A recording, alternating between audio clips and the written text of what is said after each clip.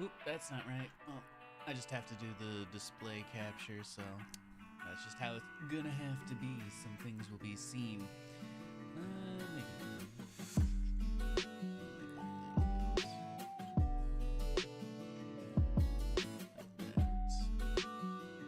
just to see a little bit more.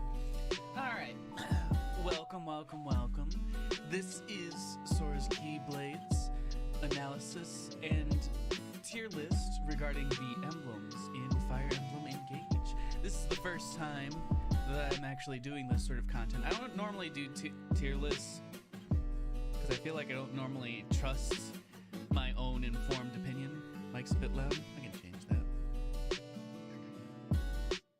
Oh yeah, it certainly popped out a bit. Wonder why it wasn't loud when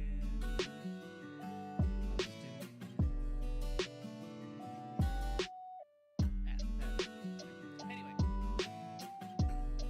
well, I'm not sure. Yeah, it's also loud.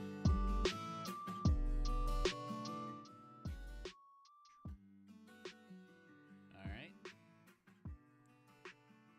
Unfortunately, I can't hear the BGM. Not routed to my headphones. Maybe I'll change that at a later date. How's that though? I turned both myself and the BGM down. All good, all good. Yes, no, maybe so, I don't know. I can also do this a little bit.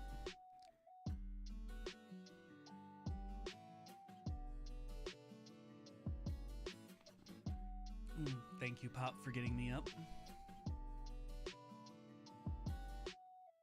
Mic could be louder. Music is fine now. Yeah, no, I'll bump up my mic just a little bit more, and that should probably be good. All right. So we've got.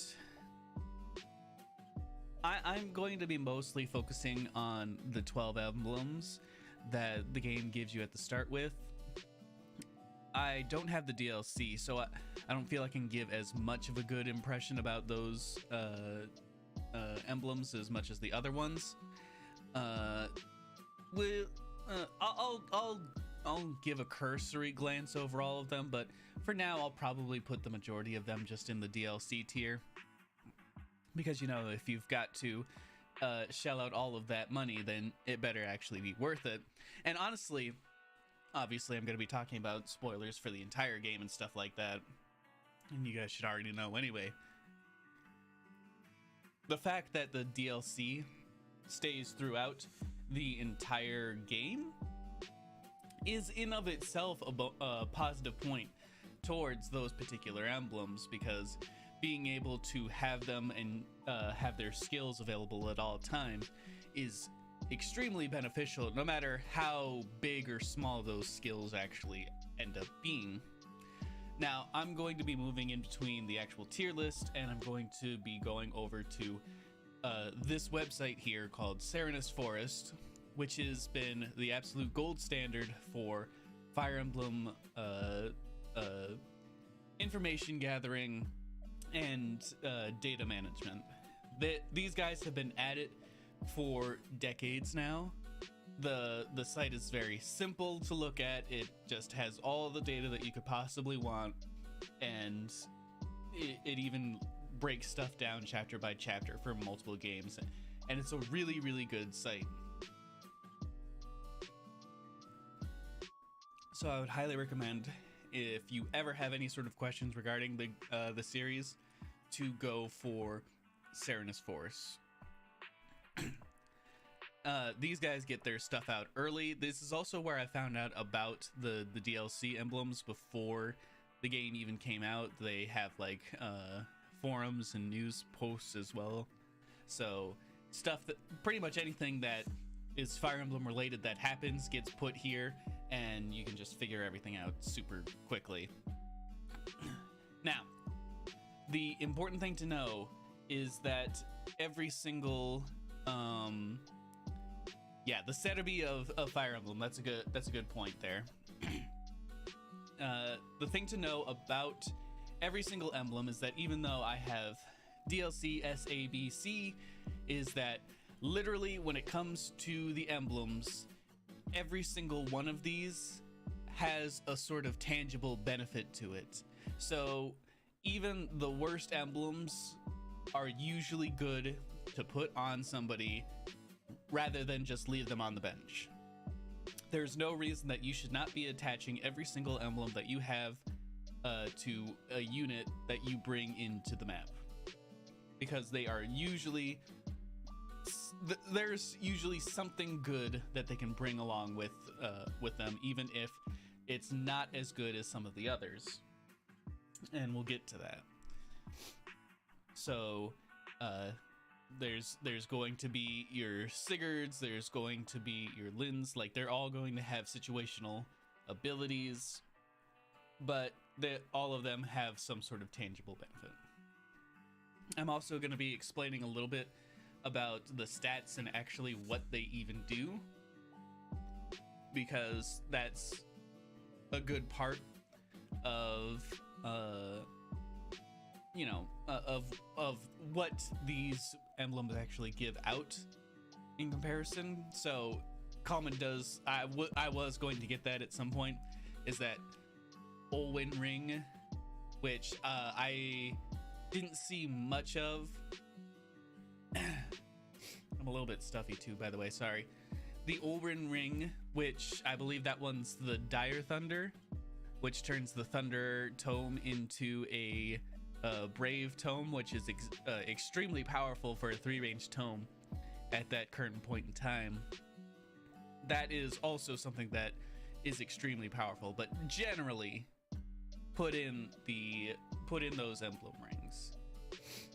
So I'll pretty much just be going by the story order where you gain every single one of these, and then we'll just keep going until we manage to get to the DLCs, and I'll take a glance over them, see if I can give enough insight on some of them, and then we'll see where each one of these stack up. Now, this is just my own personal experience with these with these emblems. This is just after a single playthrough, and this was on a hard playthrough instead of a maddening playthrough. So my own personal opinion can change based off of what sort of tactics are better for a maddening playthrough than a hard playthrough like I did. For example, I found out that in maddening, the enemy units don't attack you at all if you have either 0% dodge or if you take 0 damage, and that can really affect your strategies, like how I did. I was relying on dodge tanking with Unica and Marin a lot. I can specifically think of, I think it's chapter 21, something like that, chapter 21-20, where the Mavier and Marnie map, where you're in the dead village and then you've got all of those units. I had put Unica and Marin up in the top for that entire map, and they took out an entire third of the map all on their own, and that wouldn't have worked in a maddening playthrough. They would have gotten straight up ignored, and then I would have to have dealt with that in some way. We'll see how it goes, but I'll try to be as consistent as I can be with it when it comes to these emblems. So let's just start off with the first one, the one that you get at the beginning, which is Roy. Oh god, Marth. Oh man, I'm tired. So with Marth, we see that he gives plus stats to 3 of our stats, and that is dependent on the level of which that you have the bond with Marth himself. Strength, Dex, Speed. Now, if you are to tell like speedrunners and pro low turn count players of Fire Emblem, you would know that they would always say that if you ever try to get if you were to get a level up and you were to get a point into strength and speed only, those two stats are what matter the most. It's extremely important. Both of these are like the top two stats. I mean, obviously, if you have a magical base unit, you want the magic instead of the strength. But you either want to boost that damage or you want to boost the speed. Every single point of strength or magic gives an immediately noticeable +1 damage to every single unit that you will ever face ever again. And speed, being able to double twice, is yet another huge advantage to have. The more speed you have, the more likely that you'll be able to dish out more damage. And especially with something like magic, where resistances are usually kind of low, you would want to be able to double, which is why the Olwen ring is such a huge deal, being able to double again and so early in the game. The Thunder Tome itself is pretty low, has a low weight, which means that you're going to be doubling with it a lot. And like you even saw it in my own personal playthrough when I was using Nova with the Brave Tome. That's essentially the Brave Tome without using the Olwen ring, and we were seeing how much damage it was pushing out. So strength, dex, and speed are all super fantastic stats for Marth to get off. +3, +4, +4 at max level. This is usually like the one that you would want to put the main character on at the end of the game. You don't necessarily have to. I'm sure that Marth can work on pretty much everyone. Now, looking at the actual skills themselves, these are all really decent skills as well. Perceptive, if the unit initiates combat, grants avoid +15 during combat. Avoid increases with high speed, so +1 avoid for every 4 speed. That's a pretty significant amount of speed that you would need to get for an extra avoid, but avoid itself being just a straight percentage decrease on the enemy's chance to hit you is extremely helpful. So the extra +15%, the fact that it is a 250 skill, 250 SP skill is huge. That is really good. That is a really small, especially with the amount of time and SP that you need to invest in these sort of skills. Perceptive is a really low cost, easy to use skill. That's nice. Then a bunch of these emblems have these as well, where they just have flat stat buffs, which avoid +10 at 500 SP cost. That is extremely helpful. I didn't realize, like, I mixed it up in my playthrough. I messed it up a little bit. That this is what I wanted to put on my Yunaka. Being able to have a flat percentage based. Ah, jeez.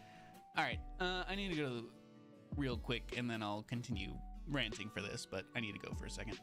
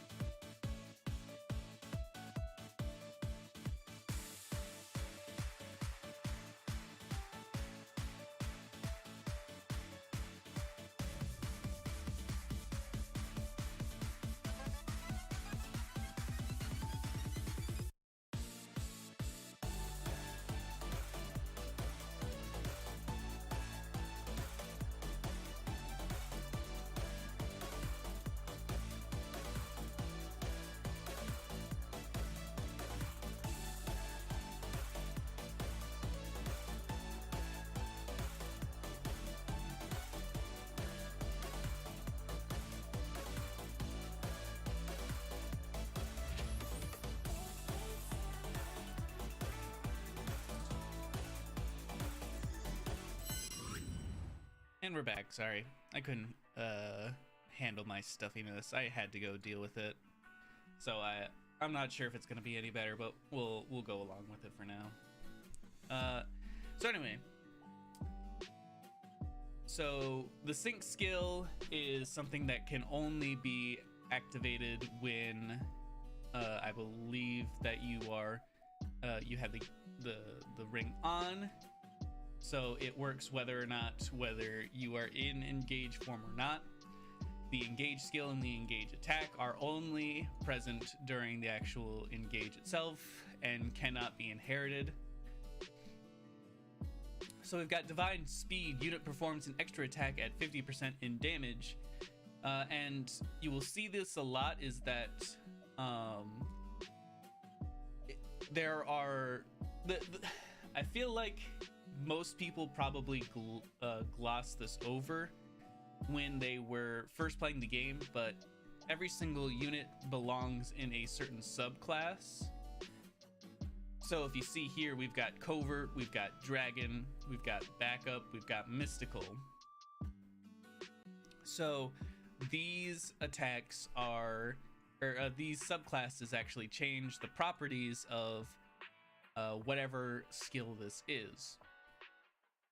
So divine speed says if you are a thief, if the extra attack hit, it poisons the foe as well. So it deals extra poison damage. And then if your unit is a dragon, aka if you are using the main character, or if you are using a leer, unit recovers HP equal to damage dealt by the extra attack. So if you are not covert or dragon, you're not getting any sort of special bonus to it. But to be honest, you're mostly going to be wanting to put Marth on the Divine Dragon anyway. So there's not much to that as well. And then you've got the Lodestar Rush, used to launch 7 consecutive sword attacks at 30% damage. If you are a dragon, you get +2 attacks, so you get 9 attacks. If you are using a unit with a backup, you get +1 attack. And if you are mystical, the damage is then based off of the magic stat rather than the strength stat, to keep it somewhat usable.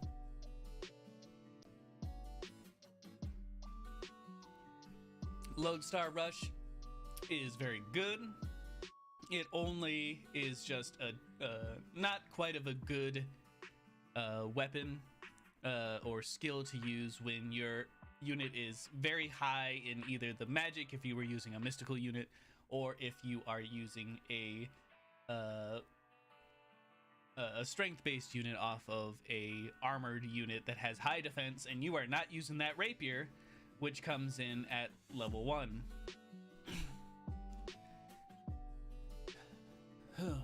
Oh man, I'm gonna be very tired by the end of this, I can tell.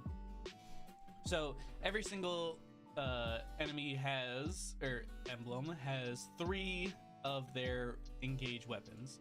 Marth has the rapier, which is just the standard lord weapon for every single Fire Emblem ever, which has bonus damage against cavalry and armored units.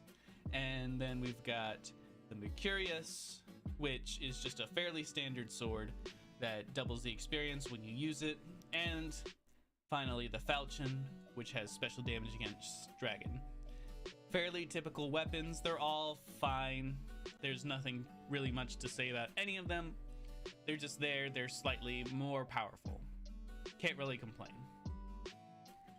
So then we've got a couple of a different tiered enhanceable skills. We've got sword agility, we've got break defenses, and we've got avoid. Those are the 3 main types of abilities that you're going to be getting from Marth, and for the most part they're okay.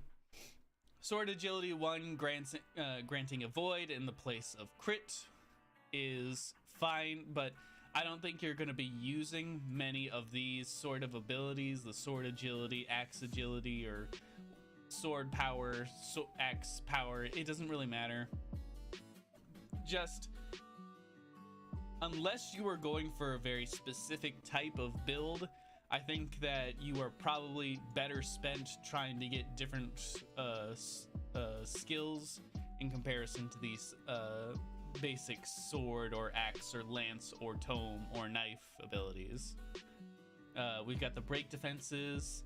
If the unit's attack breaks a foe, makes an extra attack at 50% damage. That one is good, but I feel like that there's better, more damaging abilities out there. That's just an extra 50%. And that 2000 SP cost is really high. So as we go down it, we just see more of the sword agility, more of the avoid, more, and then we come to unyielding, which at the start of player phase, if HP is 20% or less, restores 20% of units max HP. This at 20% is not exactly the best.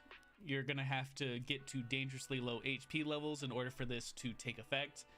And then we've got unyielding, where if the HP is 30% or less, restores 30% of max HP. I think when I was playing through the game, I got this to proc like once or twice. Like, it sounds really good, but the low HP requirement is just too harsh for you to be able to use it properly, until eventually you get to unyielding plus plus, which the HP threshold is 40% or less.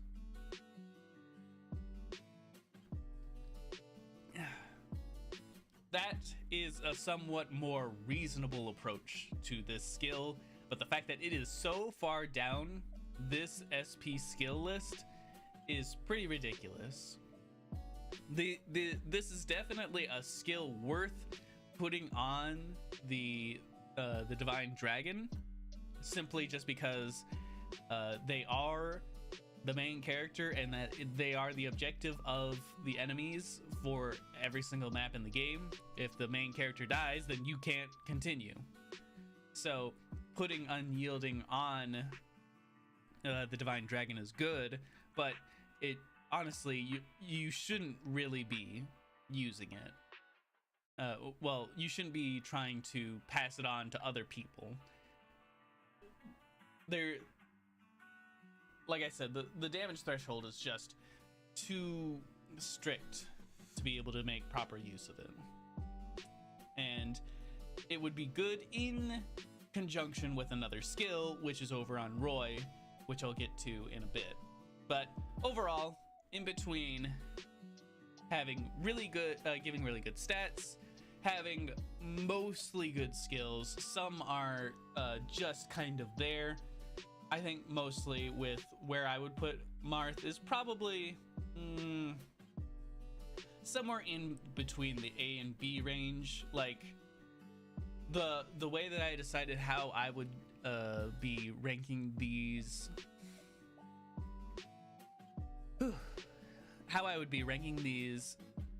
emblems is that, okay, are they good on their own?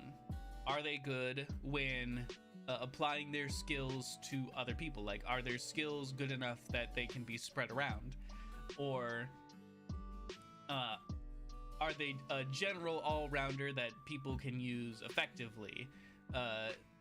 Just kind of taking all of those into effect, I would say that Marth is like a low A tier to a high B tier. Yes, Mercurius also gives the bonus experience. It's just that Marth is just very standard. Most of his skills are greatly beneficial, but not too beneficial that they break the game, because he's the flagship and they don't want to just hand you the greatest thing right off the bat in the game. So as it is right now, I think I'll keep him in the A tier. He may move down to the B tier at some point in time as I move through more people. Okay, moving on, we've got Sigurd. So Sigurd actually gives 4 stats. He gives Dex, Defense, Build, and Move. Now, he only gives +1 move regardless of the tier that you have him at, but just a single point in move. What increasing movement is such a huge thing in Fire Emblem games. They hand out stat boosters. You get two. You get two in Engage, and the fact that there was two in Engage is honestly pretty generous. Being able to move an extra tile is absolutely huge, and especially with Engage, where the movement is actually pretty low. The Armor Knights have a move of 4, and it goes up to calves that I think have 6. There's not a huge gap in between being able to move in this game. So you can either make a knight like, I don't know, Louis or Jade or anybody that you would second seal class into. It is just an extremely required move, and I was making use of it throughout the entire. And we'll definitely get to Canter. Oh, we'll get to Canter. But even then, Dex, defense, and build.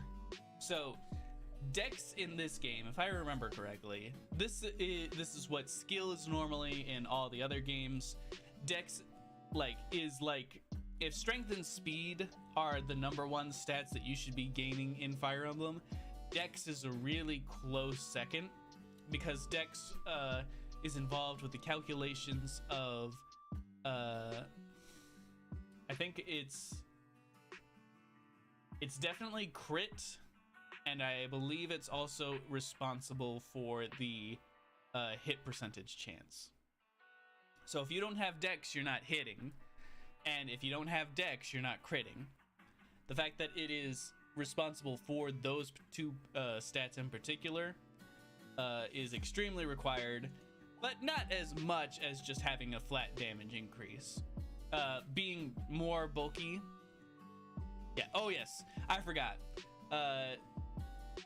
Hit rate, crit rate, and then they are responsible for pretty much 99% of the skills that have some sort of proc percentage rate. You will always see just like, oh, 30% plus whatever your dex percentage is, or actually just how big your dex is. Defense, being more bulky, being able to take more hits. Now, this is a player, in Engage, we are a player turn oriented Fire Emblem game, which means that you need to go on the offensive more than the defensive. So in this game, defense is actually kind of a lesser stat, unless you go through for some very specific builds. And then we've got build. Build is something that is a hindrance toward your speed if it is not high enough. I was facing this a lot with my mages. The builds on the mages are way too low in comparison to how heavy these tomes are, which the higher ones are like 16 and 13, and none of my mages were getting anywhere close to clearing the build requirements for this. So having a build of +3 is nice. It's a little nice thing, especially for you would probably be using him on like Lancer a lot, and lances are extremely heavy and axes are even heavier. So very good stat spread here. Absolutely amazing. Canter, holy shit. Canter, if you had the ability to put any move on every single unit in this game and have it be beneficial in some way, it would be Canter right here. And this is interesting because it works differently than any other Fire Emblem game, as far as I know. How Canter works is that when you go and you attack somebody, you can move afterwards. Now, how Canter usually worked is that you were based off of the units top move. So if you had to reach somebody who was at your maximum amount of move, like there was somebody that was just barely out of your range, then you can't use canter. You used up all your moves just trying to get to him. You can only canter with whatever move you have left. Canter in Fire Emblem Engage is completely different in that no matter what you did to get there, it gives you a set number of spaces after you attack him to move. So you can always move 2 spaces after acting, which means if you have a unit that is on Sigurd, where if you use him, you get +1. So let's say you put him on a Cavalier who has +7 move now. You can use +7 to go straight to an enemy and use +2, or further down the line, +3 to move up to 3 spaces away, which gives you 10 spaces of movement. Being able to reposition is so crucial in this game. It gives you a chance to hit more people. It gives you a chance to reposition yourself in ways that that you can block people off from attacking other units. It's so good.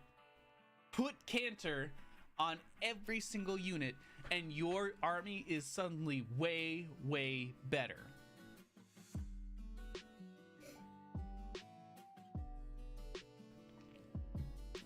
Seriously, at 1,000, an extra 2 set of movement.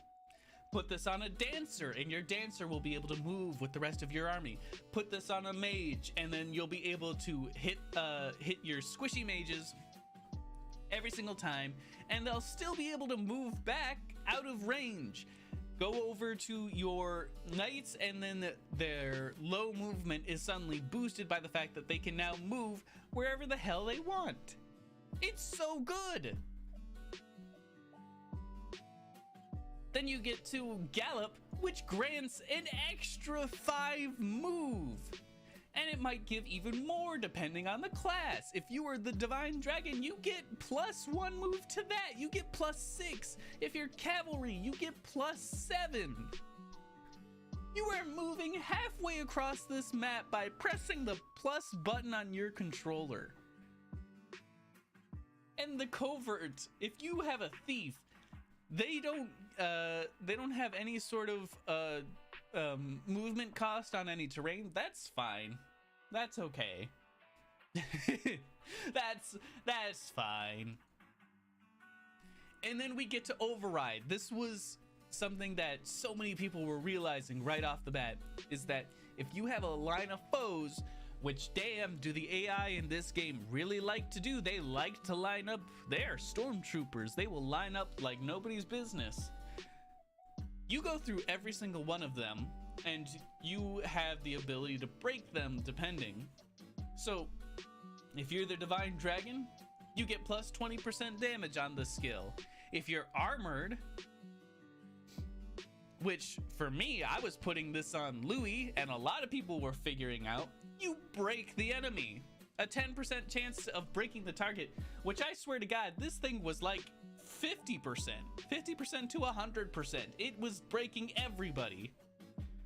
If you have a mage, it deals extra damage to 25% of the magic. That's nice. Not that great, but we'll take it.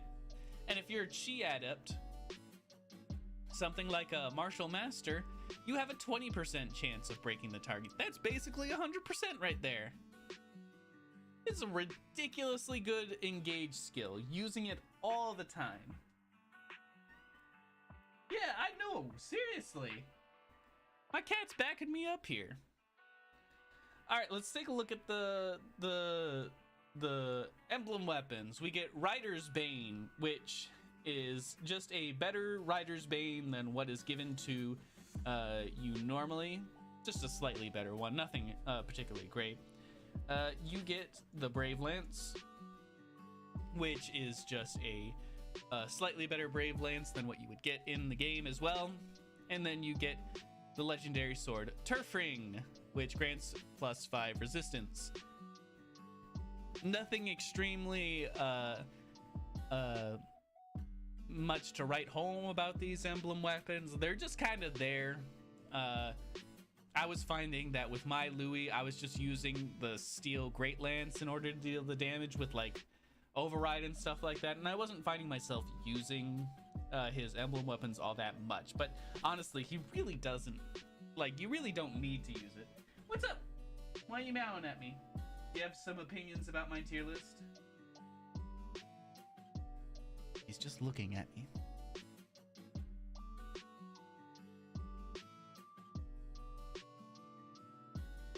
You gonna say something? What's your water bowl look like?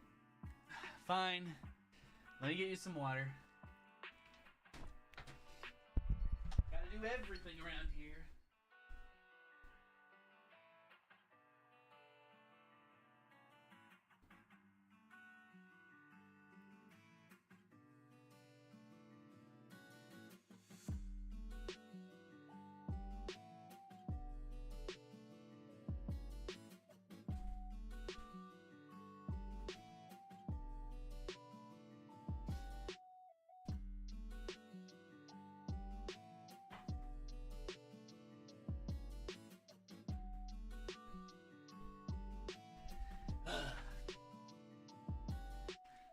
Let's see if that shuts him up. Hint, it won't. All right, and then with the 2 extra skills, there is Lance Power, which grants attack +2 with the cost of avoid and keeps increasing it. I actually think I use this a little bit. Getting a bonus to attack is nice.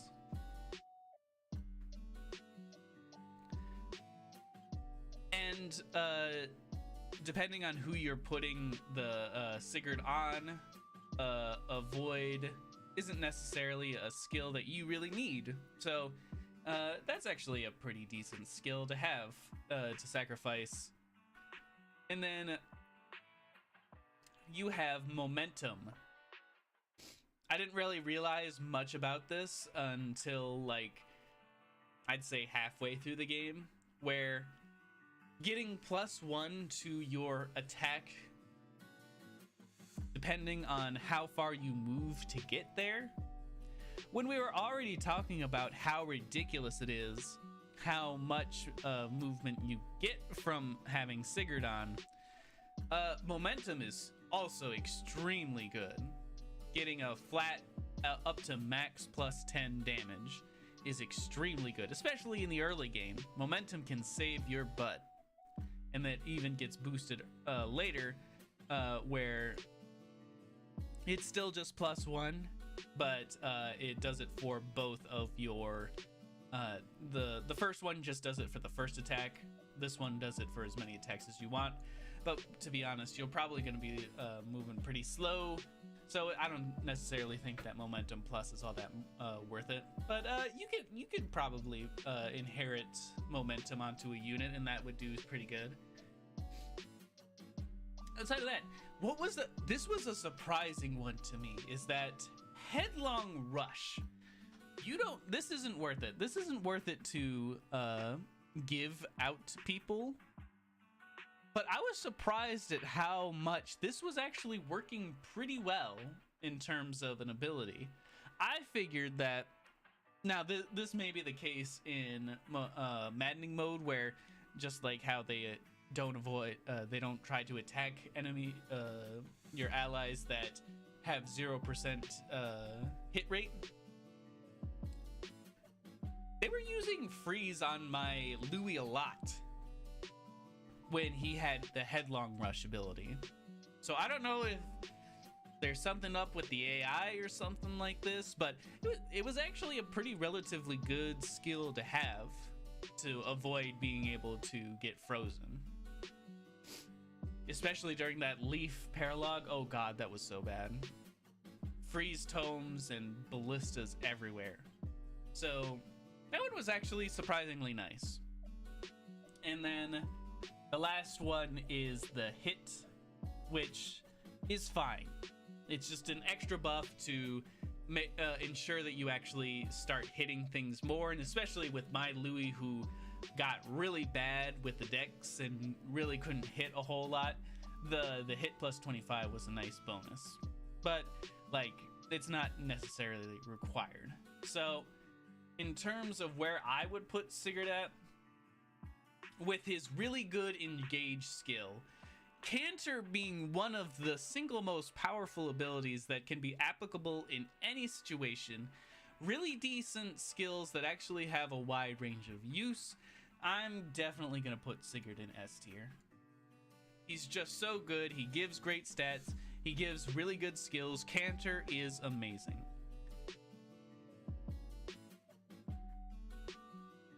All right, Celica. So, Celica is interesting. She gives strength, magic, and resistance based off of the level, 3 plus 5 plus 4. So, the strength is interesting to me because I feel like most of the time you're going to be wanting to use this on a mage unit. So it does, even though, yes, getting strength is nice, it does end up making this slot here feel a little bit useless. I think I would have preferred it to be speed or dex, but I think they probably wanted Celica to be a little bit more interesting, so they decided to go with strength. This does work well for Celine, who does double up with both strength and magic, but I feel like this is mostly useless on pretty much anyone else. So you say. He's very opinionated today, this little one. Hi. Hi. What you doing? All right. So then, let's see here. We've got, we increase magic. Magic plus 2, magic plus 3, up to 4, 5. Now, the problem is that these are very high SP costs for the base stats. And quite honestly, I did end up putting magic on one of my units, because what I was finding is that my mages were just barely out of the range of killing the majority of enemies in this game. But honestly, I don't think it was worth it. I think there are more, especially after the fact, looking into it a little bit more, there's better skills that you could be using to boost your mages more than this plus 2 and further beyond. Like having if you wanted plus 5 to go for 5,000 SP at the very end of it, like you can't see that right now, but let me click on me. Look at that, 5,000. That is ridiculous. Especially no, that's too much. It's not worth it. Don't do it.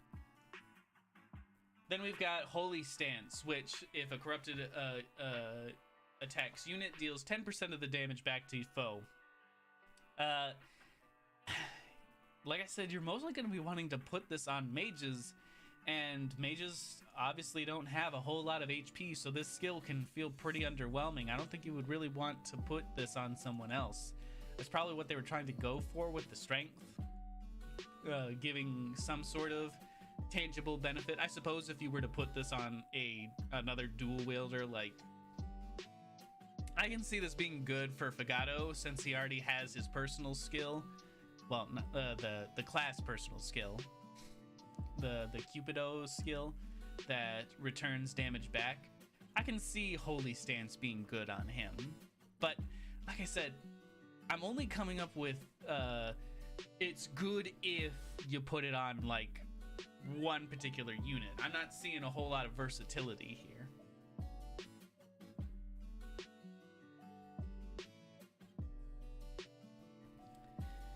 Little bastard.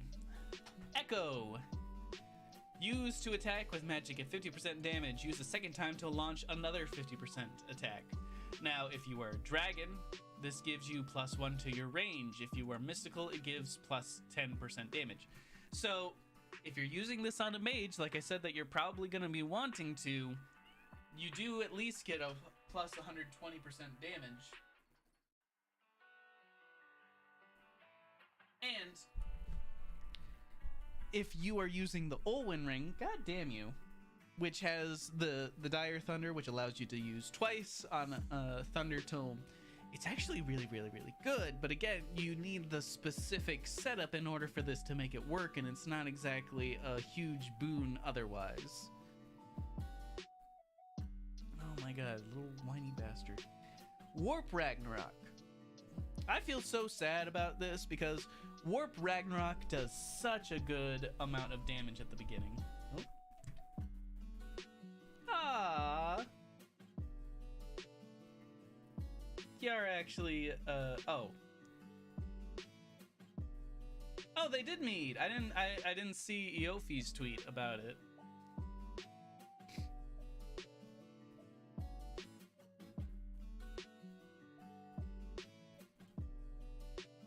I thought that they weren't going to be able to.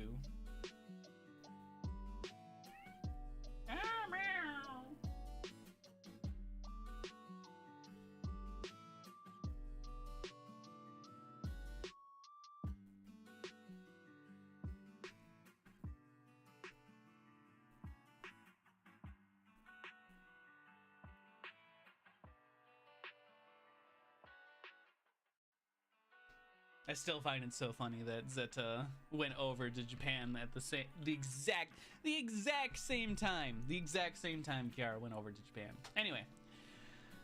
Oh, Warp Ragnarok. It is such a really good move at the beginning, especially with the amount of limited units and the abilities that you have. Being able to warp up to 10 spaces and make a powerful magic attack.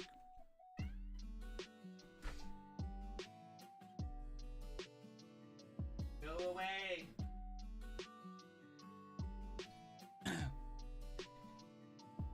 Oh my god. She's just going off. Kayla, Anya, Oyofi. All I'm missing is Risu and Zeta. You can...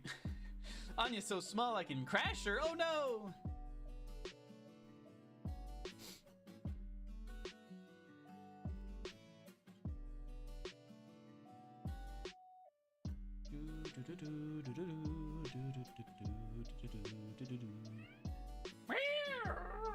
Okay.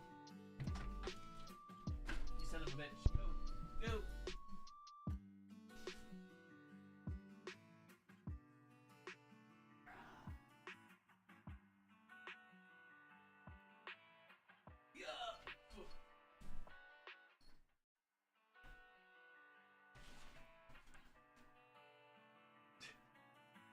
This is just riling him up more, I think.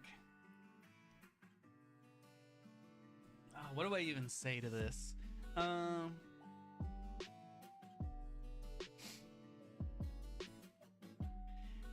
It's still so to me that Zeta left for JP, the second unit to ID. The one time someone visits the country. It's so hilarious.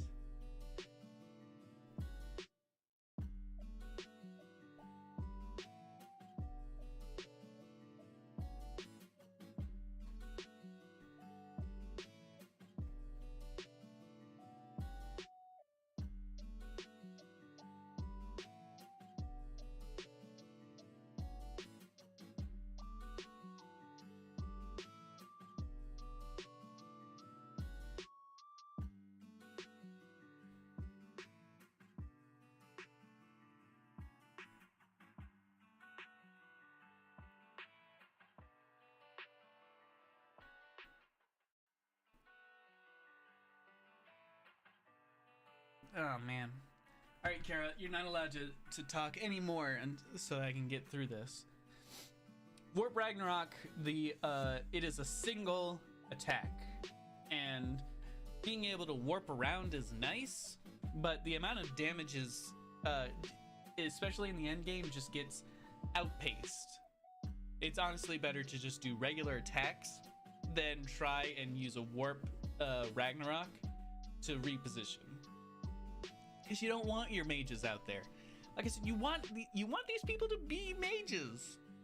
And I suppose that if you were to, in the end game, to put this on somebody who doesn't have a good amount of magic, to be able to reposition and like maybe tank something, but that's such a situational strategy. I just don't see it being very usable at all. If you put it on the Divine Dragon, you get attack +1. If it's cavalry, you get a warp distance of +2. If you're flying, you get a warp distance of +5. So putting this on like Celine would be pretty decent, I suppose. But again, she's still pretty brittle.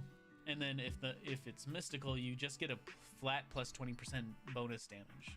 Not exactly great. Like, it's great in the early game, just kind of underwhelming in the grand scheme of things. So then you've got her 3 tomes. You've got Seraphim, which deals extra damage to the corrupted. Nice in the early game. Again, not great in the late game. Then you've got where is it? I know it's here. Seraphim, and I could have sworn, where is Nosferatu? Oh, no. You get the Recover Staff, which is unique. You get a staff that can't break, but is only used when you're engaged. So that has a limited amount of use, but it's a nice option. It's nice that it's there. And then finally, the last is Ragnarok, which I don't remember it being all that incredibly useful, but it's there. I think you would prefer, if you wanted to, you would rather go for the Dire Thunder Tome instead. Resonance. This is based off of how the fact that every single spell in Gaiden and Echoes, you needed to be able to sacrifice HP in order to be able to use tomes. So when equipped with a tome, if a unit's HP is 2 or more, unit loses 1 HP at the start of combat and deals +2 damage during combat, and then that gets increased further down the line where it's +3. Just not worth losing 1 HP, really.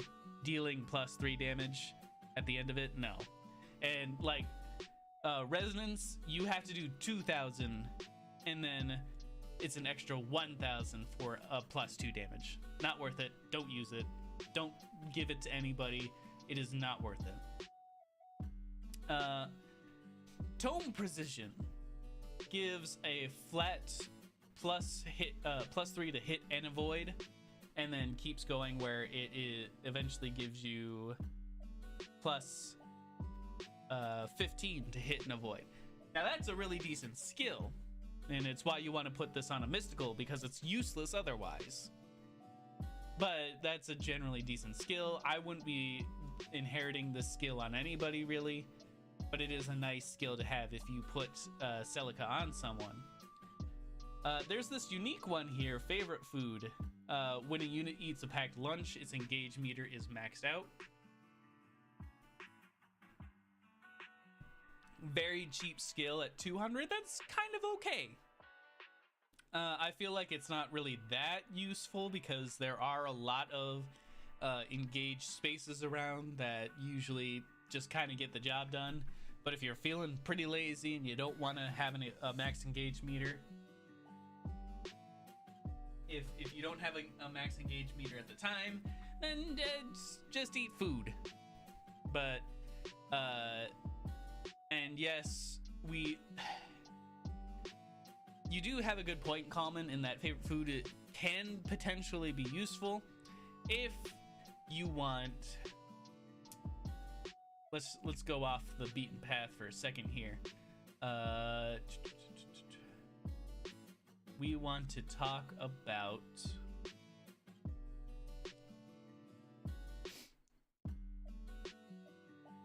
Bonet, who has his personal skill, which I think is the worst personal skill in the game, in that On eating a packed lunch, unit may attain another of the same item, and this is one of 2 skills in the game that's its trigger percentages off of luck. And so you're basically never getting higher than like a 25% chance that this is going to be working.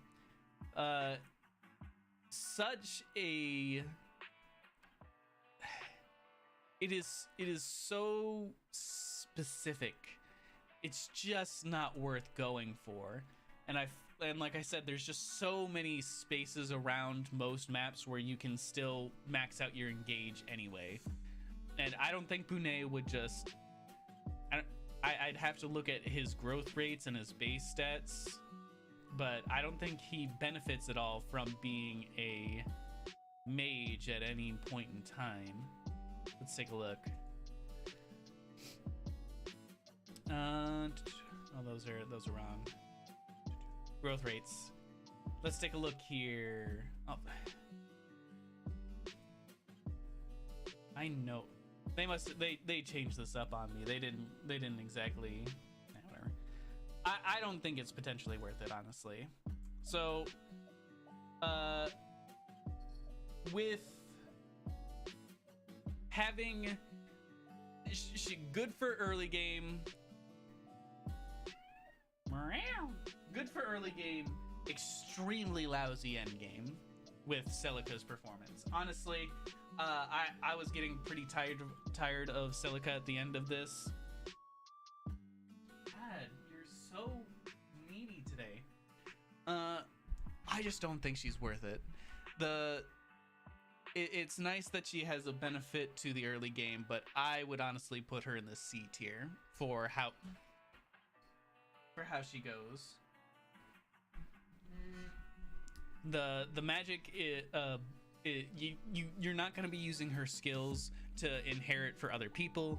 The skills that she does have just don't really work that well in terms of how beneficial they are to the entire game. It's just not worth it. So I'm more than comfortable putting her in the C tier. Okay, Micaiah. Oh my god, I've only gotten through not even a third of the cast so far. All right, I'm so glad I did not decide to try and do the full army. Okay, so Micaiah gives you magic resistance and luck, giving +4 to magic, +5 to resistance, and +6 to luck. Luck is probably the least useful stat in the game if you were to pick one, in that it has a hand in most calculations, but it has a pretty reduced effectiveness. So it's good for getting crits, it's good for avoiding crits, it's good for being able to hit, it's good for this and that, but luck itself doesn't factor that much into each one of those stats. It's nice to have, but not required. But a +6 stat to luck is nothing to sneeze at. That's pretty decent. It's fine. But overall, these stats are okay. It's clear that they want you to put this on a mage. Give you extra magic, give you extra resistance to be able to get your mage to go toe-to-toe with other mages, which is better than what I can say for Celica. Now, her skills, we get resistance. This is the flat stat buff.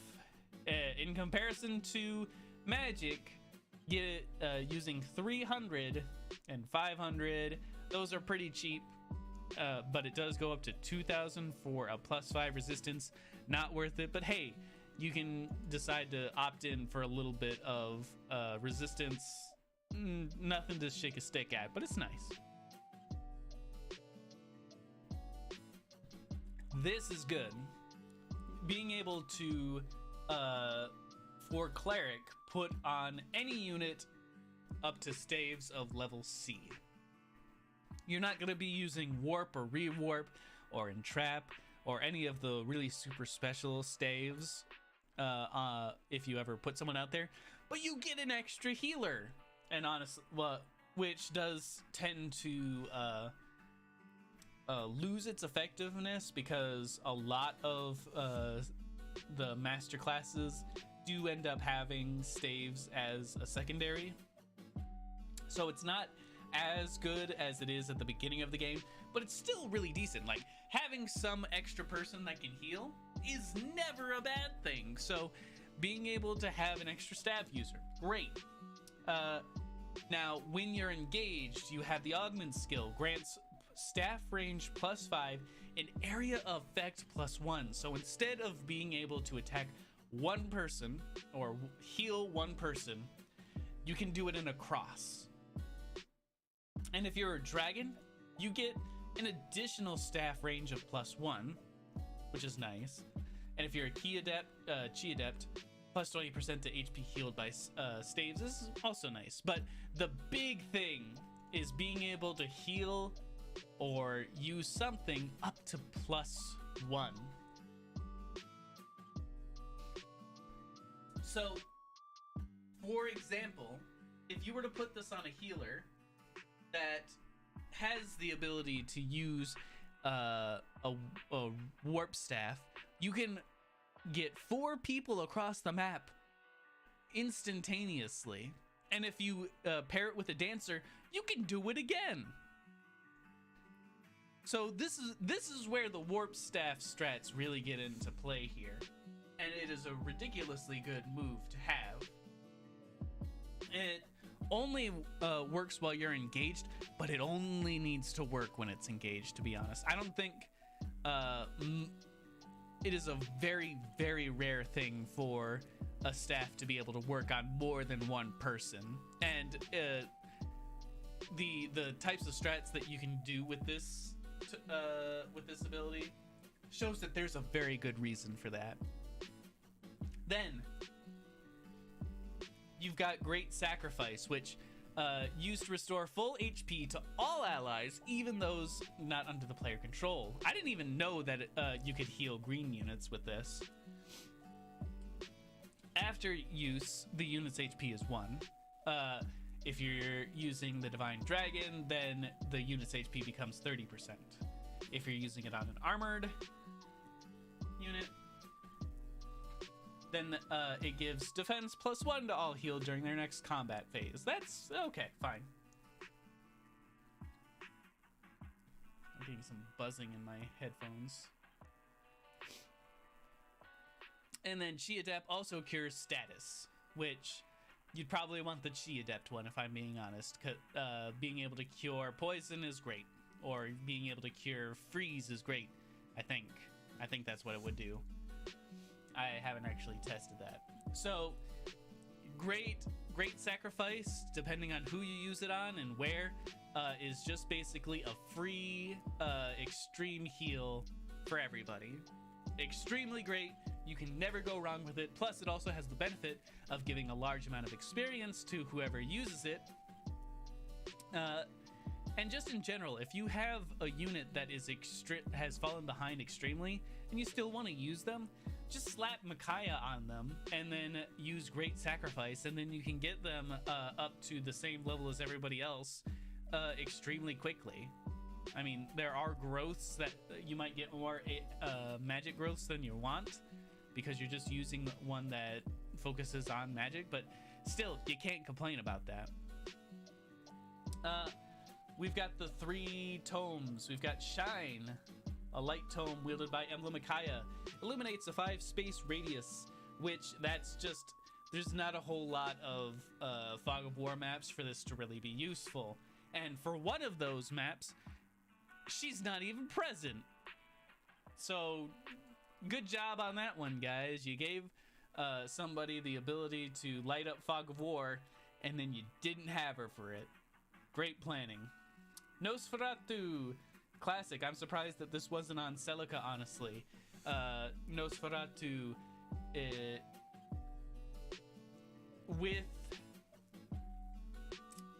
Nosferatu is extremely famous for being able to invoke certain strats where this is better than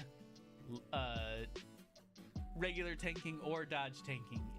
Nosferatu tanking, where if you put out a squishy as fuck mage into the middle of everybody with a vantage, then they are able to tank all of the damage. They'll take a significant amount of damage, but Nosferatu is so good that you get all of that HP back. A very, very interesting type of tanking going on here.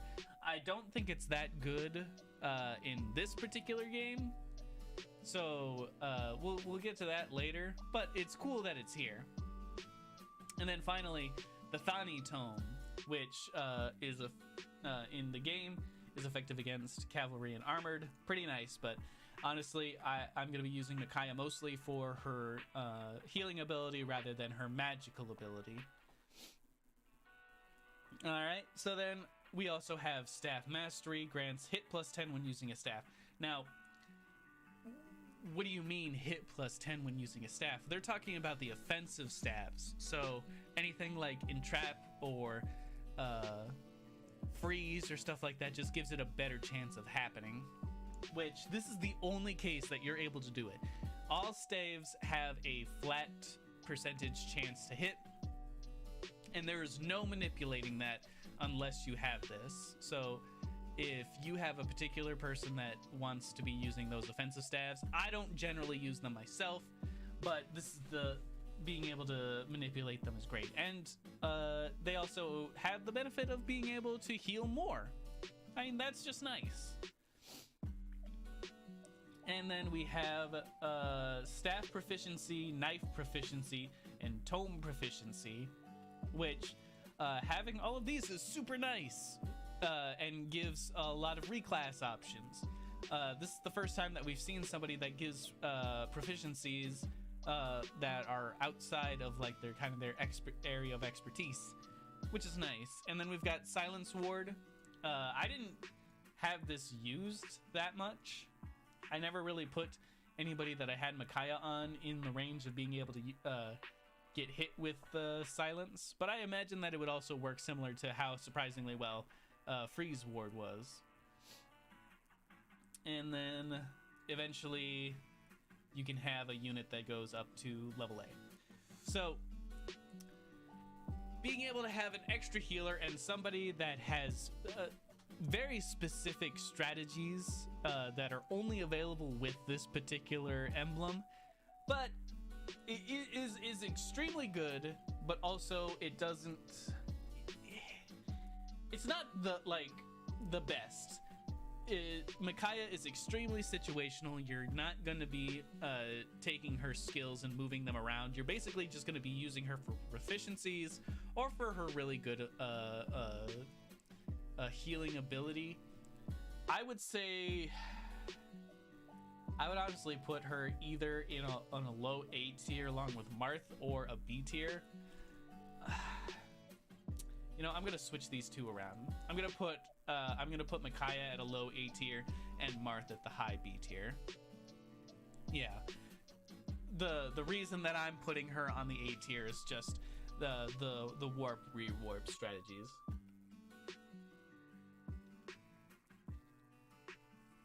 I personally don't use them, but I've seen the clips, I've seen the videos of people using these strategies, and they are definitely extremely powerful. It's just extremely situational. But what can be there is really, really, really good. So I think A tier, personally, for me. All right, Roy, he is our boy. He has HP up to a level of 10, strength up to a level of 6, and resistance up to a level of 3. These first two stats are really good. Sometimes you just want to, like, having more HP is sometimes better and more beneficial than just giving a flat defense or resistance boost, just because, like, yeah, you'll still be taking the same amount of damage. You just have so much of it that it really doesn't matter at that point. Getting up to +6 strength is really, really good.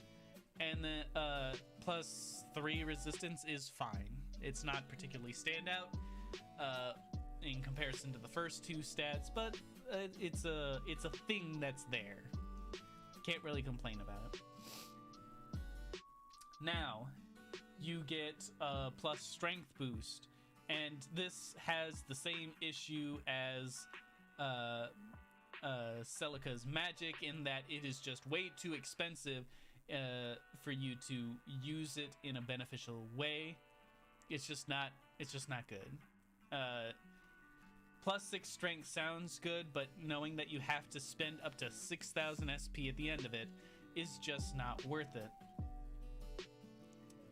Then we've got Holdout. Holdout is the skill that you want to pair with Marth's HP ability, in that if the unit had 30% or more at the start of the combat, unit always survives combat with at least 1 HP. If you put Holdout and... I already forgot the name of it. If you put Holdout and Unyielding, that is a very tanky unit that has high survivability, and this is a skill combo that you would want to put on the main character. It is such a nice defensive strategy, especially I've seen plenty of cases where the enemies use like warp staff strats on you and specifically target out the main character, the divine dragon. So putting this is like, it's Holdout and Unyielding is just, it gives you time to think, and you don't have to worry too much about losing out just because the AI was able to find lethal in a way that you just didn't expect. Rise Above. If you engage, you get +5 levels. And to be honest, this does... No, this doesn't really have any sort of like, it's so hard to see the benefit to this, in that, yeah, okay, great, you get +5 to a level, but that doesn't have a substantial noticeable difference in how you approach the combat in comparison to the other engage skills. +1 level is not gonna get me there. +1 move, that's fine, but only if you're on a cavalry, and +5 HP if you're armored. Just, they aren't good enough to recommend that you like specifically go out there and say, oh, you really need to engage on this character. It's such a good move to have. Blazing Lion. I don't like this move. I think it might be the worst engage attack for me personally, in that you attack a single adjacent foe, and an area behind them 3 spaces wide. Target area and the 2 rows beyond it are set on fire, and it's a sword only attack. If you are a divine dragon, it expands the attack area, which is nice. And if you're mystical, it expands the flame area. I find that the flames do have a benefit in that enemies cannot move through them easily, so you can actually use it as a sort of bottlenecking tool. But overall, I think I would prefer to just kill the units rather than slow them down. Because, like, if you are putting somebody out there, remember that this is an emblem that isn't proficient at defense.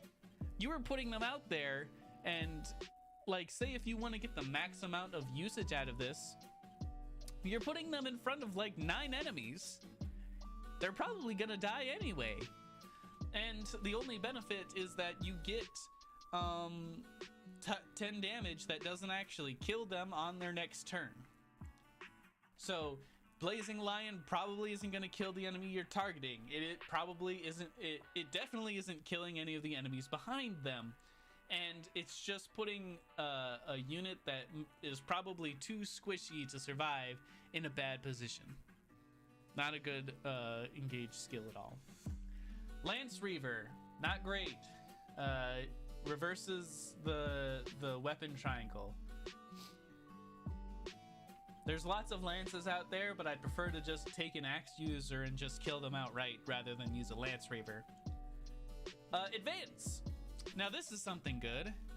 This is a skill that is pretty cheap at 500 that gives your... there's a lot of sword users out there that can't do 1 to 2 range for pretty much the entirety of the game. So using advance to be able to move at least one more at a cost of 500 SP, I'm not going to complain about that. That's pretty good. Sword power grants attack at the cost of a void. Why are you being like this today? Going up to plus 10 attack at the cost of 10 avoid is really, really good, but you're not going to be inheriting this on anybody just because of the steep SP cost. So, sorry. You get, and then you just get holdout that's better. You get, honestly, like, it, even having just regular holdout, which 30% more or start at the start of combat, especially on higher difficulties where the enemies just have just a gigantic amount of damage towards you, I feel like honestly holdout is just as good as holdout plus plus plus.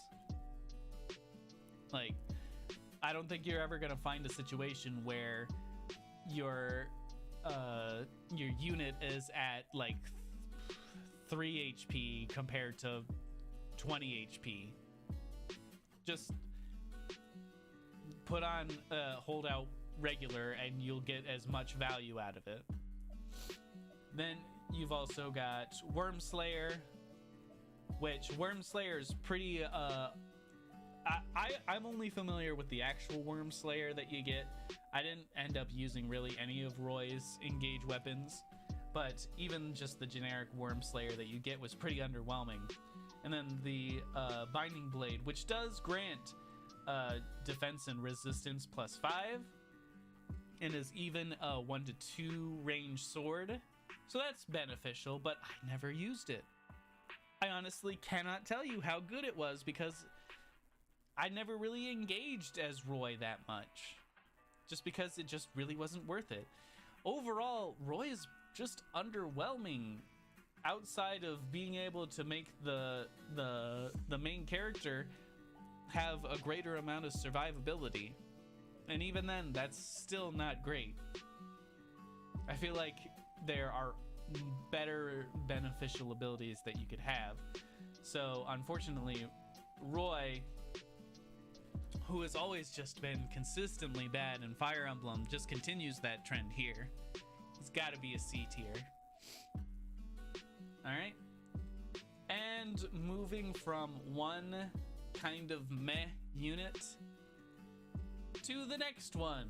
Alright, we have Leaf.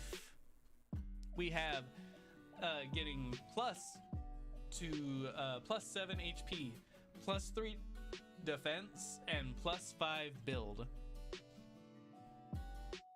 What are these stats? He gets a worse amount of HP, he only gets 3 defense, and he only gets 2 extra build compared to Sigurd. I feel like that just isn't enough.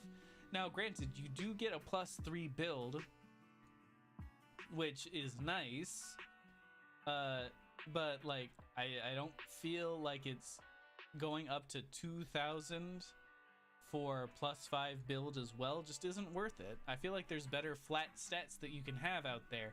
I did attempt late in my game to try and mitigate some of the speed penalties that I was getting on my mages by putting on build, but didn't really feel like it was worth it. Arm Shield sounds great. On paper, when the unit has weapon advantage, the unit takes less damage. Now, the problem with this is that if you were going to, like, you were doing a player phase oriented game, you're always going to be going for the breaks. So the only time that when you're going to be taking damage from somebody that has weapon advantage is usually on the enemy phase. And unless they're the only enemy in range, I feel like they're mostly going to be going for your allies that they have weapon advantage on. So already it's not looking pretty good. And it's like the actual amount of damage that you take reduced is pretty abysmal. 3 less damage. Going further down, we got up to 7 damage. Like, that's just not good, especially when people are dealing like 20 damage at the end game. It's just not great. That's really sad. Adaptable. This sounds good again on paper. If foe initiates combat, unit counters with the best weapon available in terms of range, weapon advantage, effective bonus, etc. So if you put somebody if you put somebody with leaf in the middle of an area, and then you get like a sword user, a lance user, a bow user all attacking, then like the one range sword, you're gonna get the lance out. If you've got the axe user, then you're gonna switch to a sword. If you've got a bow user, then you're gonna switch to something that has 1-2 range so that you can counterattack. Sounds good, but you need a wide range of weapons, which most classes just give 2 in this game, so it's not really that beneficial in most cases. Getting plus 30 hit as the Divine Dragon isn't worth it. Plus 10 crit as backup is kind of worth it. I'll give him that. If you are a thief, then you get plus 20 avoid. That's nice. I suppose that could be useful. If armored, you're getting plus 5 defense, which that's not really worth it. Most of your armored units are probably going to have plus 5 defense anyway. And then plus 5 resistance to during flying. I don't think you're putting this on flying people. So it sounds good, but it's just not worth it. And then finally, quadruple hit, the engage attack. This one is at least slightly better than Roy's, but it's still not great. You get plus 20 damage if you use it on the Divine Dragon, which I did end up actually having Leaf on the Divine Dragon a lot.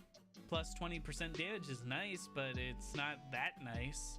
If you put it on Covert, for some reason that they drop 1,000 gold for the trigger percent to luck, which is probably not going to happen.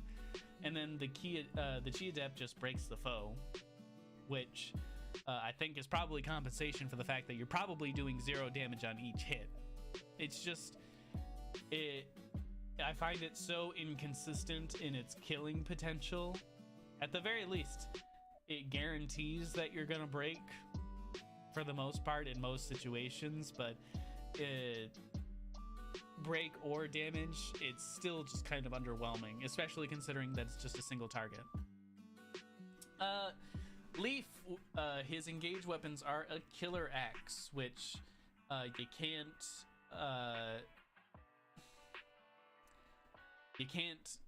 boost it in any sort of way, so it just kind of leaves it underwhelming. You've got the Master Lance. If the unit initiates combat, it attacks twice, so it's like a Brave Lance kind of, but only on initiation rather than when at any times.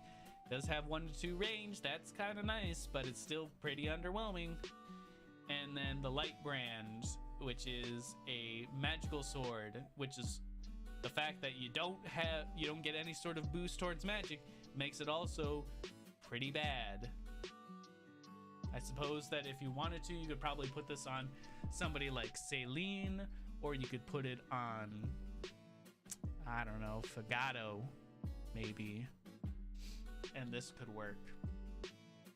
But overall, still not looking good, Leaf. You get a bunch of proficiencies: axe proficiency, bow proficiency, knife proficiency, staff proficiency, lance proficiency, sword proficiency. All right, you got some proficiencies. That's good. Okay, we can go for that. They're all pretty low on the tier list, so you can get a lot of reclassing going. This is probably Leaf's best skill in Vantage. Vantage Plus, Vantage Plus Plus. You probably want to go for the Vantage Plus for the amount of SP that you get versus how good the skill actually is. If a unit is below a certain percentage, for Vantage, it's 25% or less. Absolute garbage. It's almost never going to happen. If it's Vantage Plus, it's 50% or less, and if it's Vantage Plus Plus, it's 75% or less. Then that person attacks before the foe can attack. Vantage has been very, very good in certain situations in a lot of Fire Emblem games, and it's not really that powerful here. Like, I feel like, considering that most you get 2 inherited skills, pairing Vantage with one other skill, if you had the ability to put on one more skill, it would be a lot better. But as it is right now, I feel like there are better options to it. And then for some reason they tacked on knife precision, so grants hit and avoid +3 when using a knife. It sounds good, but the problem is that there's better options for if you're trying to use this with a thief, and we're definitely going to get to that later. It's just it's a nice sounding ability. It just doesn't have the power that it needs to. So overall, Leaf and Roy probably share the least usable, get out of here, overall skills throughout the majority of the cast. And so this is probably the C tier. Like, we're getting the bad units out of the way pretty early. Celica, Roy, and Leaf. I feel bad about putting Celica here because she does have the beneficial early game, but Roy and Leaf definitely are pretty underwhelming, and they're just somebody that you slap on after you've put everybody else on a more proficient Emblem ring. All right, moving on. Lucina. All right, Lucina gives Dex, Speed, and Luck up to a fine amount. So Dex +5, Speed +4, Luck +6. These skills are fine. No strength or magic boosting, sadly, but giving speed is nice and giving Dex is nice. So you'll probably be critting a lot if you put Lucina on somebody like this.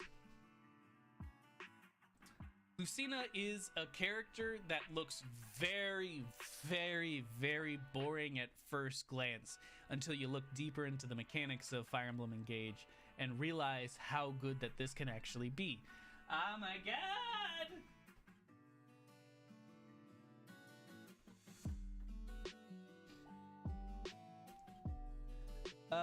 We'll start off with giving dexterity, giving Dex up to +5 for SP, up to 2000 SP. You're not inheriting this, just like other flat stats. It's just not worth it. But it's nice to have if you ever put somebody on Lucina. Dual Strike. Unit participates in chain attacks as if it were a backup unit. This is good, but I feel like I need to talk about Lucina as a whole in comparison to the other units, because, like I said, on paper, everything initially sounds pretty underwhelming. So being able to participate in chain attacks that's a nice ability to have. Bonded Shield, used to prevent first attacks on adjacent allies until your next turn. I don't know what it is about this trigger percentage. It says it's 80%, but I am not entirely sure on that. it feels very it's the most inconsistent 80% I think I've ever seen. If you're the divine dragon, you get plus 10% to that trigger rate, but somehow I don't feel like it still works that much. If it's cavalry, armored or flying, then you get 100% trigger on any other allies next to you that have the same class. Not really using that. And the Chi Adept is actually a 100% trigger. That's great. Then we have All for One, which is the engage attack skill. Now, I'll talk about this later, but at least as it was for my playthrough, I would have to I have to ask about this. But it is probably yet another really underwhelming engage skill, just taking in everybody that is within 2 spaces into a chain attack. Hey, what are you doing?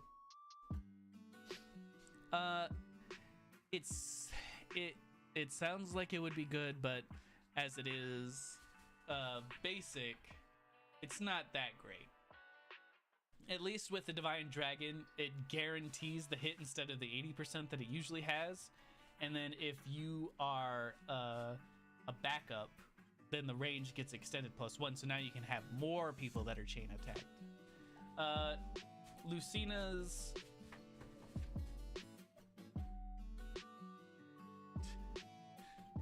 he is just a little bastard today. Noble Rapier, the same as the regular rapier, but now Lucina has it. The Parthia, a bow. This is nice.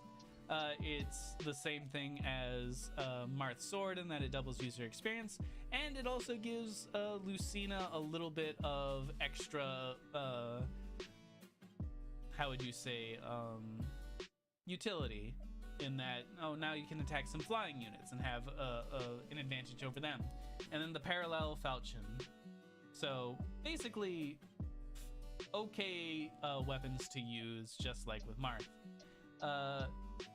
We have Dual Assist. If a unit is able to chain attack, unit will do so when allies attack foes unit could reach by moving, with a trigger of 35%, and then that can be increased to a 70% trigger rate.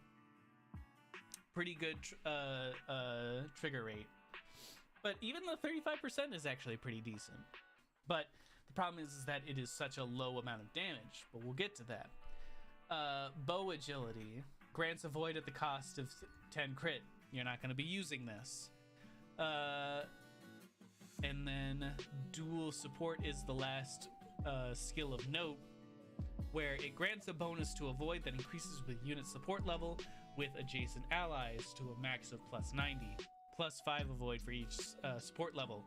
So none equals 1, C equals 2, B equals 3, A equals 4, S equals 6, blah, blah, blah, blah.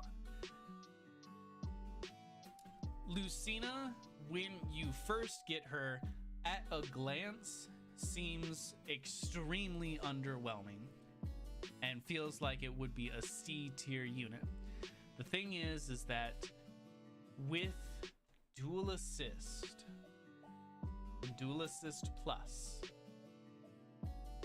very specific strategies can be taken into effect, and is really good for a maddening playthrough, in that if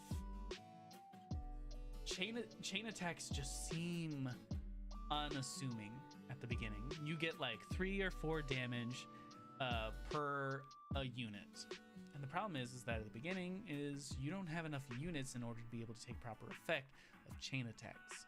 But if you load up like 2 or 3 of your units with the hero's class, which gets Brave Assist. Brave Assist doubles up the chain attack, and it also has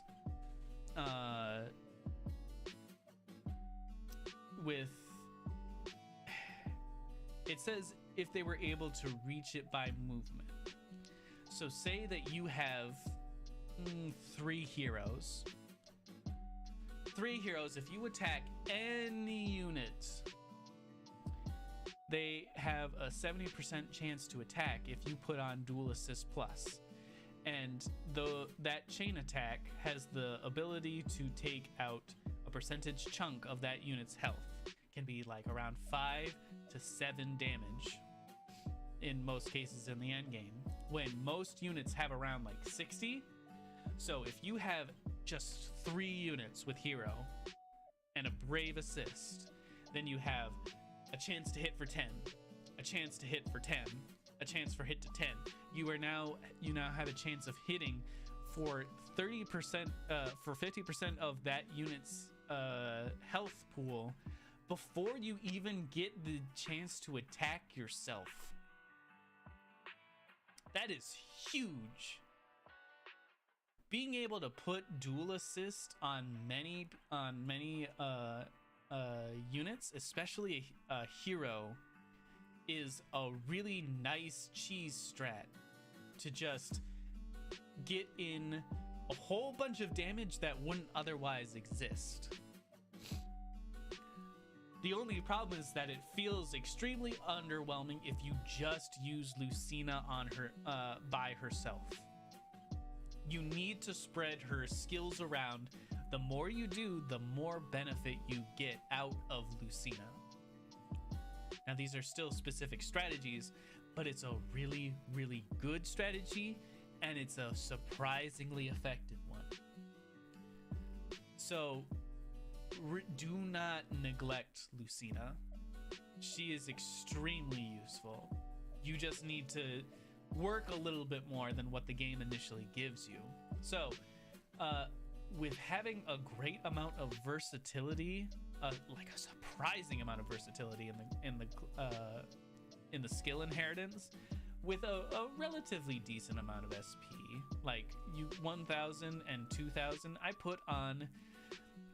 And here's the thing: is that I put Lucina on Marin. And that was one of the best things that I could ever do, because the problem with daggers is that they generally have a lower amount of damage in comparison to other weapons. But you put dual assist on if you put dual assist on Seedall, your dancer, who normally doesn't deal any damage, suddenly they're at least dealing 5 damage per every single person that you're attacking. Or I put Jean as a Chi adept, who also doesn't normally actually do much damage unless I'm specifically targeting a dagger user or tome user that would die to him, and Jean wouldn't actually have to be hurt. But with dual assist, suddenly he's dealing 5 of damage even to armored units that he would normally never, ever, ever, ever actually be dealing any sort of damage with. There's just so much to Lucina that's extremely good. Yes, she's still kind of underwhelming when you put her on a unit, on a single unit, but Lucina is more beneficial the more that you take advantage of the things that she gives. So it is a very unique character in that the more you put in, the more that you invest. It's an exponential growth. All right, Lynn.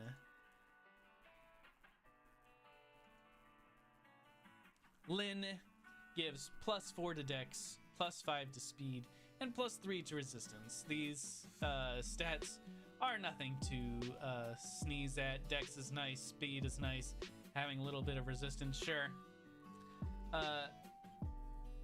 So here's the thing with Lynn.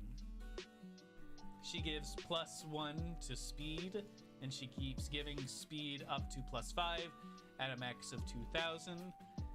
Again, it's still a flat stat increase. It's nice at the beginning, but you're not going to be going all the way with this stuff. Alacrity. If unit initiates combat with a speed advantage of 9 or more, unit's follow-up occurs before foe can counterattack. So if you have a unit that is extremely high speed, but is extremely brittle, you want to be putting alacrity on these units so that they can attack twice before any enemy has the ability to even have a chance to attack them with how brittle they are. 9 advantage speed is not gonna happen usually, so you want to go further down the line where it's something like if the speed advantage is 7 or 5 more, that's more consistent. But call doubles. Oh my lord. Having 4 illusory doubles that can make chain attacks with the unit. If the divine dragon uses it, you get 5 doubles, and if it's flying, then the doubles have +10 avoid. These things are so required for a lot of what the game throws at you, because it is the ultimate simultaneous defensive and offensive move that you could possibly ever have. In that, if you put this on a speedy, dodgy person, you can plug up any sort of gap, and you can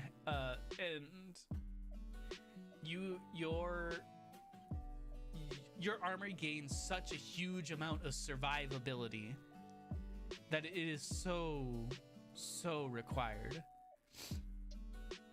because all of these clones have 1 health, and that attracts every single unit in that fucking zip code to come and try and kill these clones. At worst, you get 4 clones that take up 4 hits and die. That's the worst possible thing that can happen. At best, which usually is what happens, is that these clones dodge and just dodge tank on their own with 0 cost to you as the player. It is such a powerful defensive move to, if you have somebody who's just extremely on death's door and is about to kick the bucket just because they got hit by an unlucky percentage, put out the doubles and suddenly it's like they don't even exist anymore. They just all enemies want to go for these clones that are just so squishy. They look so desirable to kill. It's ridiculous. And then we even have probably one of the most useful engage skills in the engage attacks in the game with Astra Storm. It is a bow attack that has up to 10 range at 30% damage. If you were the divine dragon, the range is +5. If the covert, it's +10. If you're Chiadab, it gives a break. But it doesn't really matter, because you put Astra Storm and you're basically just getting a free damage on anybody with such a large amount of range to it. You can choose and pick. And like, if you want to take out that one mage that's just way in the back that you don't want to have to deal with, take them out. If you have a flyer that's going to attack one of your squishy units that you didn't predict, use Astra Storm and just snipe them out of the sky before they have a chance to get to them. It is the engage skill that I use the most in my playthrough, and it's extremely powerful. Outside of that, we have the Killer Bow. Killer Blow is nice. It's a bow that does more crit. The Manikati, it is her Lynn's version of a rapier, which is pretty decent. And then we have Mula Gear, which I ended up using this a lot. Grants +5 speed, effective against flying and dragon. The bow itself it's just a better bow, and I found it very consistent. And being able to take out flyers is always great, especially because there's flyers on pretty much every single map in the game, so it's always going to be useful to have a bow user. And if you have somebody that can turn into a bow user, it's still extremely useful. Speed Taker. Speed Taker is great. It grants a permanent buff to speed every single time that you initiate combat and kill someone, up to a max of 10. And then I think that's the only one. Really good. Having a max plus speed of 10 is really good for, say, if you wanted to have a... I found where it was most beneficial to me personally was putting it on mages who generally have low amounts of speed and build in order to compensate for that lack of speed and build and being able to double. That's just one specific use of it. It is a somewhat steep SP skill cost at 2,000, but I think this is an extremely beneficial move. Like, if you were to put this on somebody, like I would say that there's no downside to it, but there are better skills that you could be putting on more than Speed Taker. I just have a personal affinity to this one.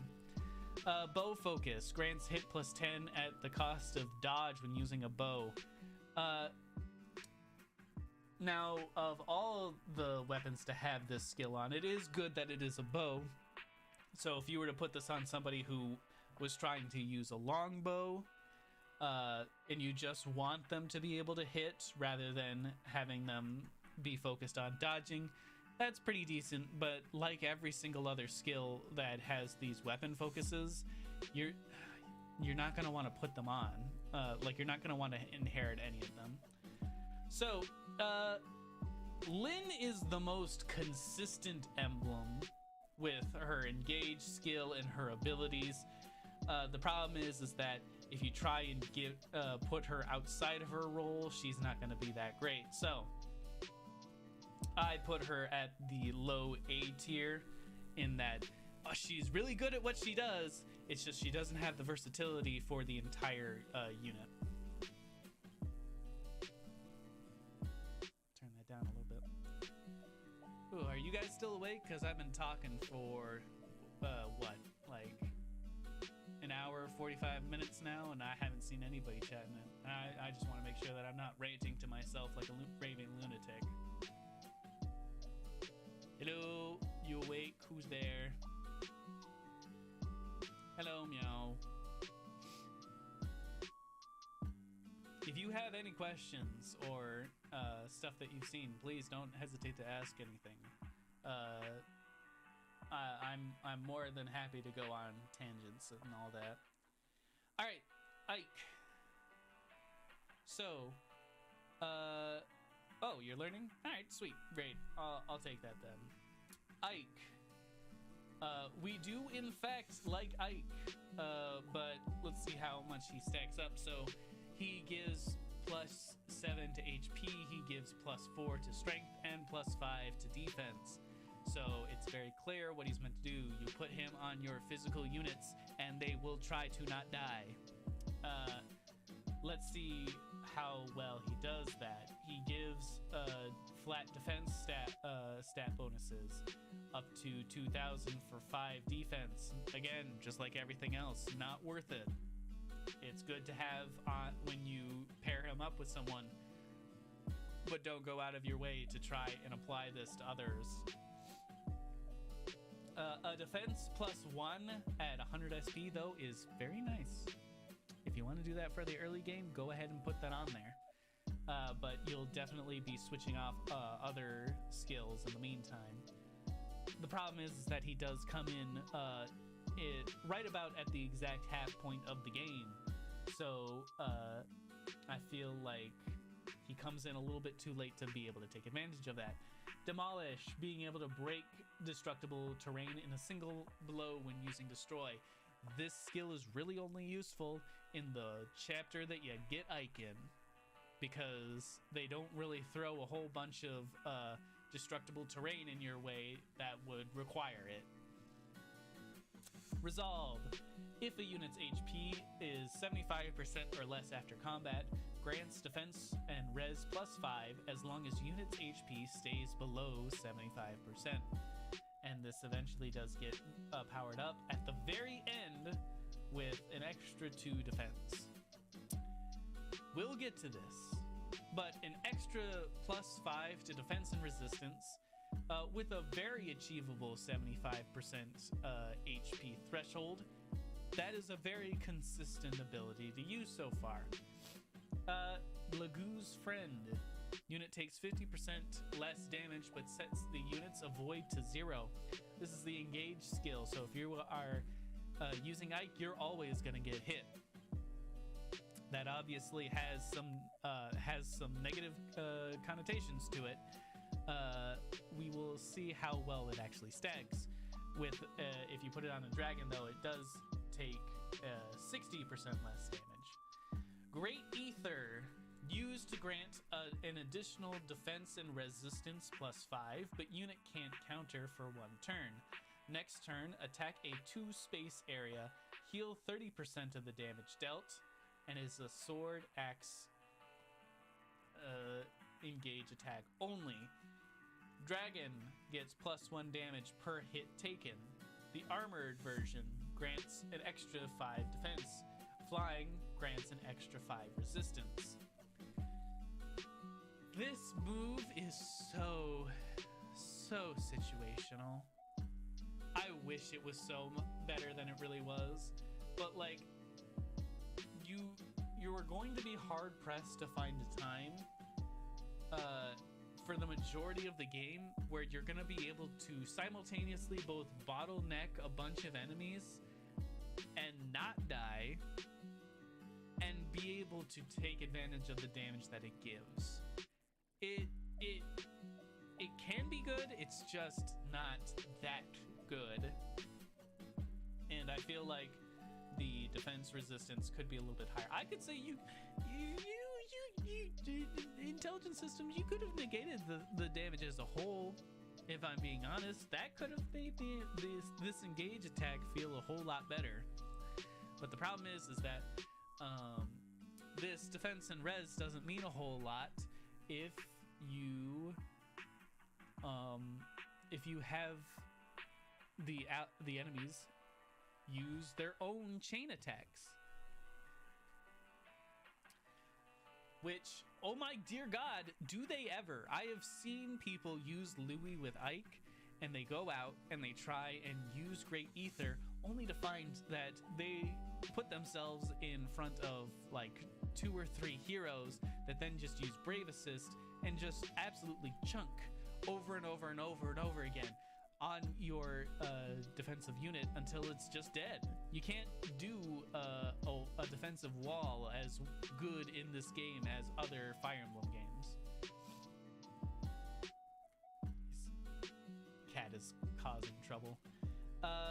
Hammer cannot follow up or strike first if initiating combat.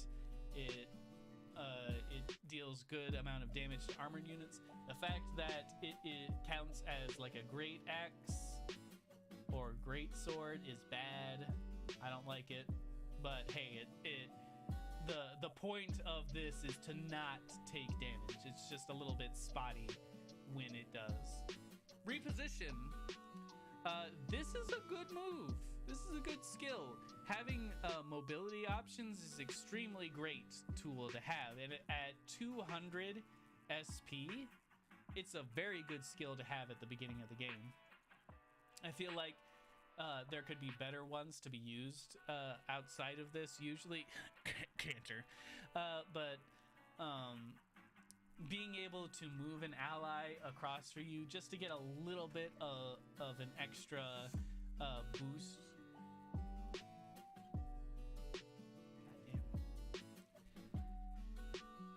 That's pretty good. 200 SP movement skill. Very good, I would agree. Axe power grants attack +2 with the cost of avoid 10 when using an axe. Obviously, this is the best version of this skill, just from the fact that with the way that Ike works, you're going to be setting your avoid to 0 anyway. So having an extra 10 attack when using an axe, sure, that's just free damage. We've got Irvin which is an axe that gives +3 resistance. And then we have Ragnall, which is Ike's flagship sword. Grants +5 defense, can strike 1 to 2 range. Really good. It's not that great, but I mean, hey. So the last thing is Wrath. At start of combat, for each HP the unit has lost, grants crit +1 during combat, up to a max of 30. Fire Emblem Path of Radiance is known for the combination of the two skills Wrath and Resolve, where taking less damage and getting a significant portion of that damage that you did take as crit was the name of the game. And they decided to have this be like an exclusive thing if you put Ike on someone. And while it doesn't reach the heights of how amazing it was in Path of Radiance, it's still really good in this game. The only downside of this is how long it takes to get to this point. You need to have completed Ike's bond paralogue in order to even be able to achieve this. Up until this point, Ike is a very underwhelming unit, and you are not going to be putting Wrath Resolve on any of your units outside of the one that you decide to put Ike on as an emblem ring. So Ike, like I was so ready to put Ike in the C tier for the majority of this game, just based off of how his performance is for the majority of the game until you can unlock that Wrath Resolve. Because the engage attack isn't useful and has a lot of holes into it. Hard to set up. The Resolve is fine, but it doesn't really have anything to pair up for the longest time until you get the Bond Paralogue. And the weapons themselves are nice, but you just don't have answers for a good long time with what Ike can provide. So the lack of versatility extremely hurts Ike, even though Wrath Resolve is still pretty decent as a skill combo that is naturally put on Ike by just being able to go down the bond skill. So for now, I will put him like low B tier, probably on the cusp of C tier. He has his uses for, like, he's basically the opposite of Celica in that his early game is absolute garbage and underwhelming, but his late game is actually pretty decent. It's just hard to use him properly. All right, Erica and Ephraim. Oh, no. I got mixed up.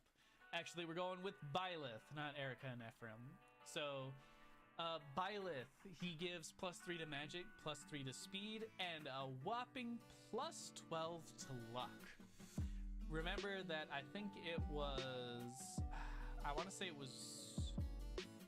I think it was Micaiah that gave a +6 luck.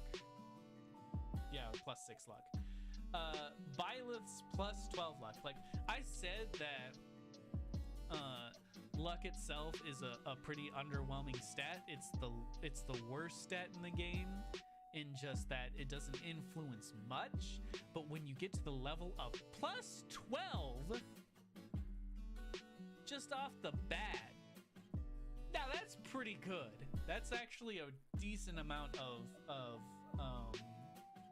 stat increase that makes a noticeable difference. And it gets put even further that you get plus the stat that he increases is luck. So you get luck up to +12 again. +24 luck by taking Byleth all the way to the max bond. That's really good. You are going to have a very, very good unit just because of how much he stacks luck. The magic and the speed are also really beneficial. Nothing to sneeze at. They're nice bonuses to this whopping plus 12 that you can get. So that then takes the Divine Pulse. May turn a missed attack into a hit, a trigger percentage chance of 30, and increases with high luck with +1 for every 1 luck. So if you have the plus 12 here and the plus 12 here, even if you have 0 luck, you have a trigger percent chance of over 50%. And it's probable that you're going to end up with somewhere around like 60 to 70%, depending on what unit you put this guy on. Really good. Being able to take at least mitigate some of the randomness with a little bit more randomness in Divine Pulse is extremely good. I don't think it gets a... Oh, it actually does get a benefit where it increases the flat damage percent to 50. So by the end of this, you're basically guaranteeing that you can hit with any unit, which I find that in the endgame mage units, which are what you're going to be wanting to put this guy on, generally really need. And then look at all of this. There is so much to Byleth. So instruct. Use to grant allies within 2 spaces a specific stat bonus based on the user's type. The bonus lasts for 1 turn. So if you are using this as the Divine Dragon, all 7 stats get a +3 bonus. If it's backup, you get Strength +4, Cavalry, Dex +10, Covert, Speed +5, Armored, Defense +5, Flying, Resistance +5, Mystical, Magic +4, Chi Adept, Luck +10. Like, you were giving a good number of your allies something, and it's pretty decent. It's a pretty decent something. And then you get to Goddess Dance. Use to grant another action to all adjacent allies. There are 2 games in the entire franchise that allow you to, well, 3. There are 3 games technically. I count Path of Radiance and Radiant Dawn as kind of the same thing because they're sequels to each other. Being able to give 4 people the ability to attack again and even give them stat boosts again.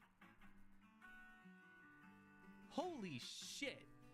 That is, even just having Seedall, a single target dancer, helps out so much.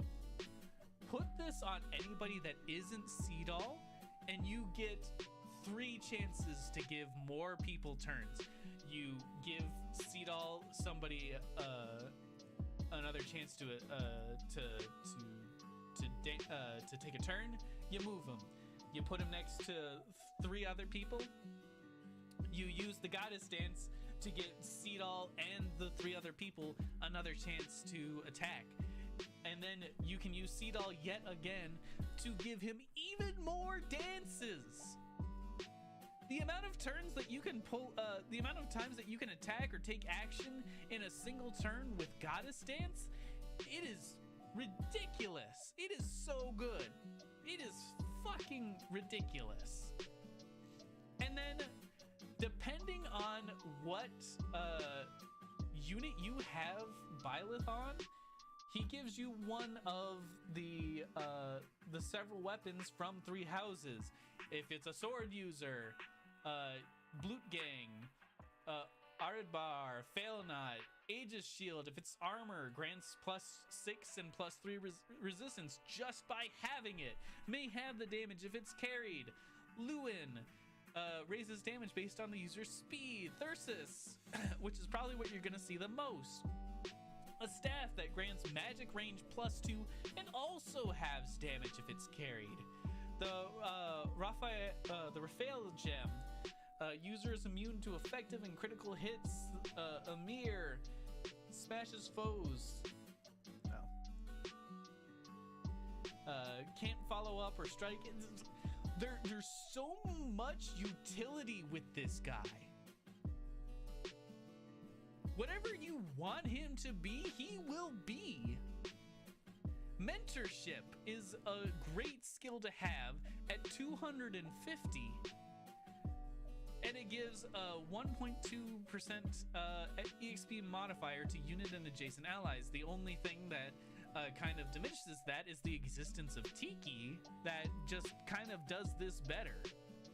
Then this is a bad, like this is a standout bad skill for him in comparison to everything else. Is that okay? So you have Art Focus 1, which just means you can punch. You get better hit at the cost of 10 dodge, which you don't want in any of your units that use fist weapons. Don't do that. Then we got the Vajra Mushti, which are gauntlets. It does have the benefit of targeting either the whether the foe has the lowest amount of defense or resistance. So I suppose it could be good against like armored knights and mages that have really bad defense or res, but I don't think you want to be using it. Lost and Found is great for support, but like now that they've changed it so that you can be better at triggering supports, it's not as useful now. And then the Sword of the Creator raises damage with the user's magic, can strike closer at range, effective, dragon +1 for every 3 magic. That's fine. Everything that's at the beginning of this list is so much better than what's at the end of this list. Like Byleth is great. You can there are specifics where he can feel kind of underwhelming because pretty much any of his usefulness is through his utility rather than giving out straight raw damage. But I mean, it's still really good.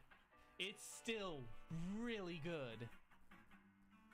So I'm thinking about putting him in the S tier just because the straight utility, the only thing that's making me pause and maybe thinking about putting him at like just the lowest A tier or the highest A tier spot is he's really good for the most part, but only on the single unit that you give him. You're not going to be transferring pretty much any of his skills over.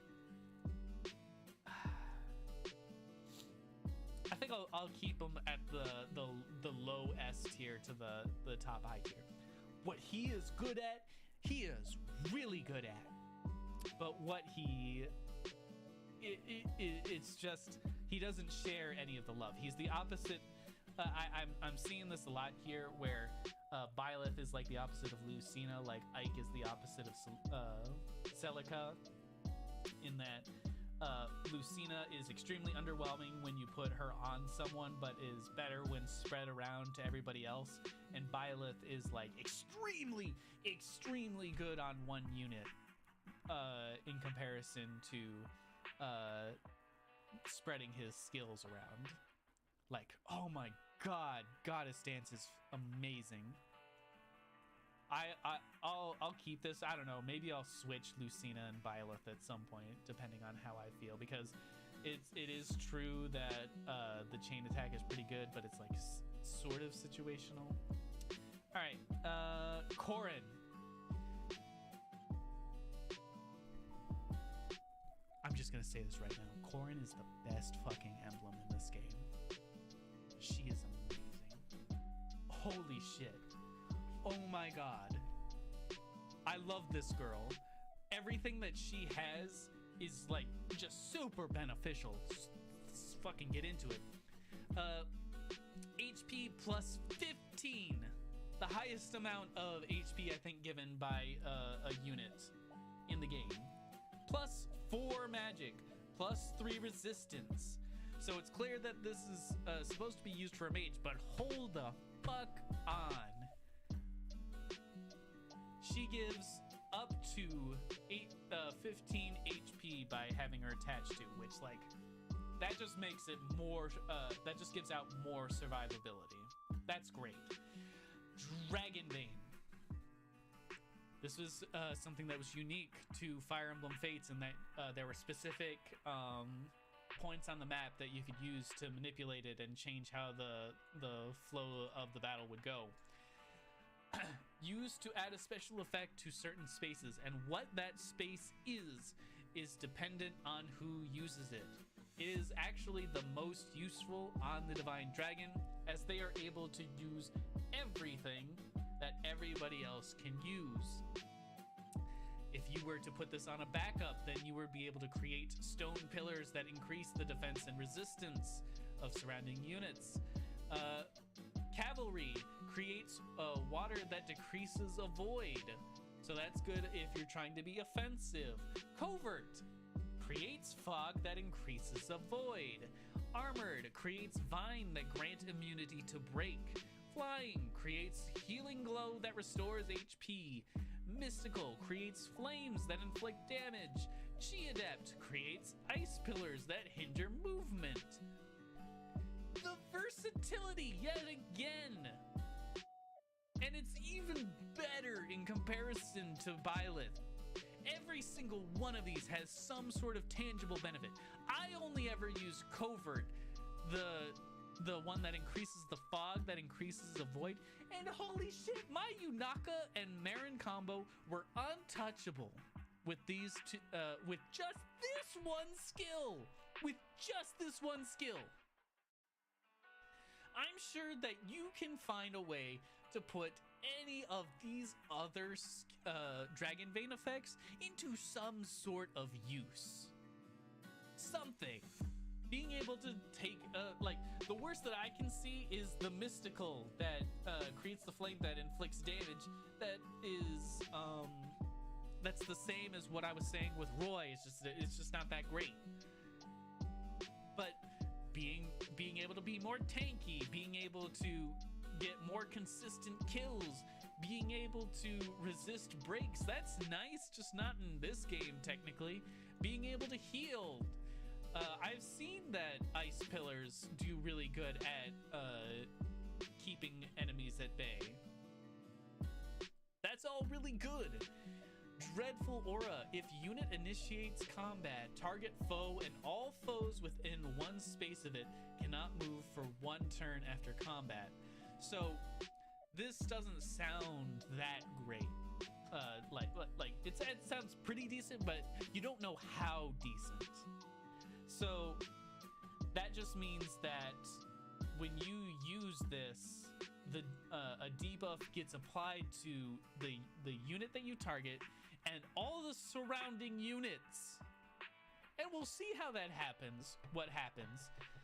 And using it on a thief, giving a void -20 is also really good. We're talking huge debuffs here. Torrential Roar.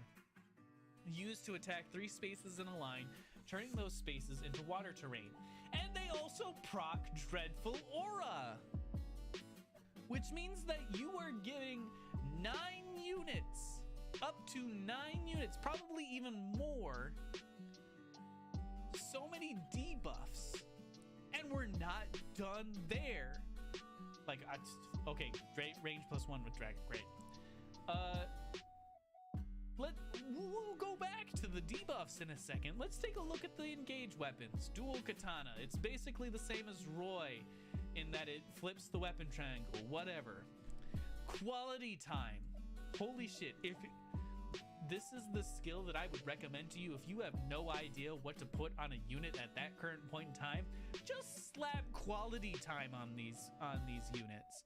After a unit acts or waits, restores 5 HP to adjacent allies and slightly increases support with them. A 5 HP buff to at least 4 units and increasing the support, which is something that is very hungry for in this game. Holy shit! And it gets even further! You can do it up to 10 HP for a measly 500. Hold on, let me move myself. 500 SP. That is fucking value. You can just fucking call me a I forget the name of that fucker. I can't remember his name. Shit. But like 500 SP for 10 HP for free and support. Just slap that on any unit you have no idea what to do with, and that immediately gets so much more beneficial. Going on, sword focus grants hit plus 10 at the cost of dodge minus 10. Whatever. I mean, sure. I'm not using this unit for its sword capabilities. So like this has absolutely zero usage to me. But then we get to the mother of all of these skills here. Fucking Draconic Hex. If unit initiates combat, inflicts -4 to all of the foe's basic stats after combat. The penalties shrink by 1 each turn. Every single stat -4. So if you were to take Byleth, slap him on the Divine Dragon, and then have another unit with Draconic Hex, you are getting +3 stats for everybody and -4 stats for whichever foe you choose. And this fucking ability stacks with Dreadful Aura and Torrential Roar. You can apply Draconic Hex to 9 fucking enemies at once, essentially nerfing them into the fucking ground, including bosses. This is your get out of jail free card.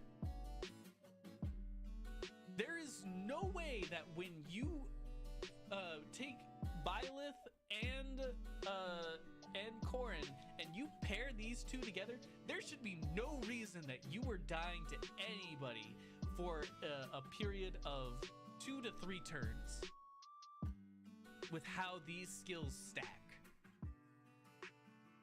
And to put it even further, this skill right here, Pair Up, prevents damage from foes' chain attacks against units. You know how Ike isn't really a good tanking unit because of the existence of chain attacks? Well, just get rid of it. There were a couple of times when near the end of the game that people saw where I would put Louis, who had Pair Up, go up against a bunch of units that wanted to use Pair Up on him, and he was blocking like fucking 30 damage just off of chain attacks alone. This is the skill that you want to put on. So not only do you have amazing debuff abilities, not only do you have amazing support abilities, you also have this extreme defensive skill that just makes it all better. Then you like, sure, we'll have a Yato. We'll do that. That's a 1 to 2 range. Holy shit, Corrin is the best emblem in this game. I'm almost tempted to put an S+ tier or Corrin tier for this. Corrin just wins games. Your army is untouchable when you combine Byleth and Corrin together. She has great utility. She's great on the unit you put her on. She's great on with the abilities that you can apply to other units. She is the entire package. This is the best. I wish I could put Draconic Hex on every single unit in my army. I wish I could put Quality Time on every every single unit in my army. I wish I could put pair up on every single unit in my army. And that's not even getting to the fact that when you put Corrin, especially on your thieves, on the coverts, that this specific ability is so broken, giving a 3x3 square of avoidance where dodge tanking is already super just aggressively good. This saves lives. You add Lynn's doubles along with the fog avoidance with a covert. People just aren't dying. It is so satisfying to use. Thank you for my TED Talk on why Corrin is the best fucking emblem in this game. Let's move on. Erica and Ephraim. I think, are these the... Okay, these two are the last main emblems in this game, and then the rest are going to be DLC. I can talk a little bit about them. Again, I don't know that much about them, but Erica and Ephraim, they give, for some reason, they give magic. +3 to magic, +4 to dex, and then +10 to luck. Really good luck stats, fairly decent dex stat, and then a very questionable magic stat. So the whole point about this emblem is that you're able to switch in between Ephraim and Erica. Erica is kind of represented by the lunar brace with the specific Luna ability, in that if the unit initiates combat with a physical attack, deals just an extra 20% extra damage as in 20% of the foe's defense. And if you want to switch over to Ephraim, you get 30% of the damage that you dealt back as HP. Both of those great. Soul and Luna have been staples of skills ever since Genealogy of the Holy War, and you can switch in between the two of them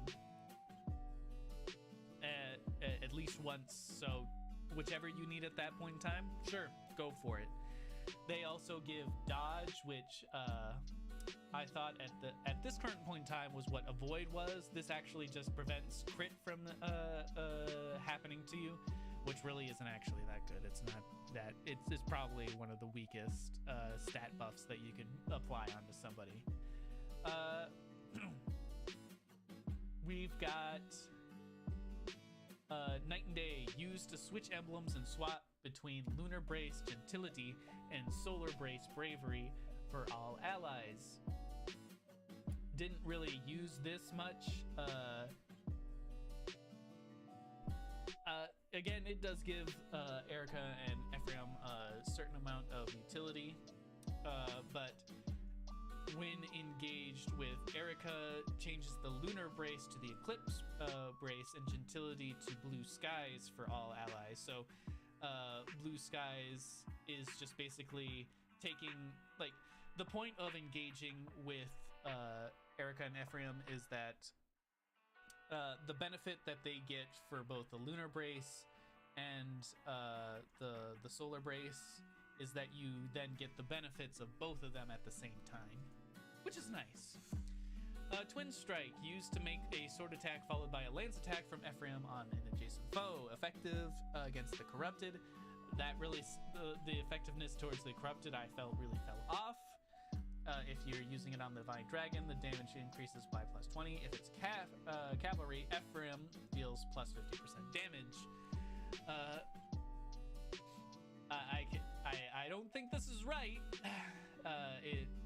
You do get a rapier, but I think it's more wielded by Erica than Marth. That seems to be a little whoopsie there.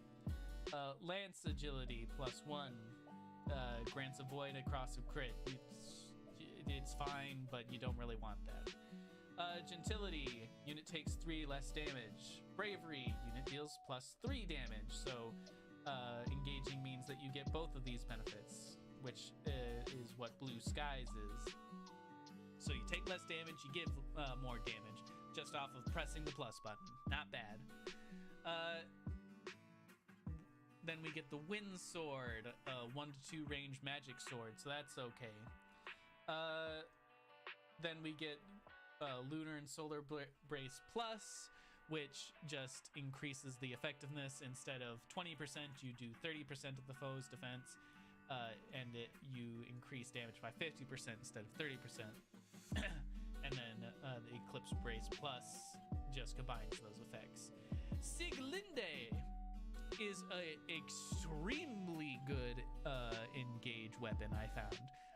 I found that it killed pretty much anything that I dared to point its tip towards, which was surprising considering that the Wind Sword and the Rapier were pretty underwhelming. But Sieglinde was extremely useful to use. And then eventually you get to Gentility plus, Bravery plus, and Blue Skies plus. That just increases the damage and all of that to a greater degree. So kind of like everything about the twins, Erica and Ephraim, they're nice to have, but there's nothing that's extremely impressive. The fact that it boosts like the magic, I put them on Fogado and I really never looked back, but there's nothing really good to take from these two and put them on somebody else. Like in comparison to Roy or Leaf, I find that even though they don't have much benefit about being applied to other units, I think that they're way more consistent in what they want to do. Being able to heal, being able to take less damage, it's just nice. At any point in time, you're taking 3 less damage. You're giving out 3 more damage. You're taking 5 less damage. You're giving out 5 more damage. Eventually, you start getting HP, and you start dealing more damage because of the Lunar Brace. It's just not like huge, noticeable. I honestly did not plan this to be 3-3-3-3 as it turned out to be. But hey, what are you gonna do? That's just how it ended up being. Now, the DLC, we'll take a quick look at these. Again, I'm not gonna be like a huge expert on these, but Edelgard, just the 3 leader houses, strength +5, dex +4, defense +3, those are fine. Being able to use a gambit. Gambits were extremely overpowered in Fire Emblem 3 houses, and so when you're synced with one of the 3 house leaders, it changes. So with Edelgard, you set the target's foe space and nearby spaces on fire. It's just Roy, but you can use it as a regular attack. Shield Gambit. We already saw this being used in Kiara's stream, where he negates a lot of damage from pretty much anybody that's a ranged foe. Pretty good. Poison Gambit. Poison the target and then all foes adjacent to it after combat, and that's okay. And then, so there is a sort of randomness to this, is that the emblem will randomly switch to Edelgard, Dimitri, or Claude. I'm sure that there's a way to mitigate this randomness, but combat arts enables use of Edelgard, Dimitri, or Claude's combat art. Spends some remaining engaged turns. So just sacrificing. Now, being able to shorten the engage time is actually beneficial, I would find, in some instances, where if you're near the ability to go on to a space that can refresh your engage, you might want to just use the combat arts in order to be able to get rid of them and then refresh immediately. So Raging Storm, that's Edelgard's. You spend 3 turns, and you get to take another action. Atrocity just straight up doubles the weapon's strength, and then Fallen Star says avoids the foe's attack during the next combat.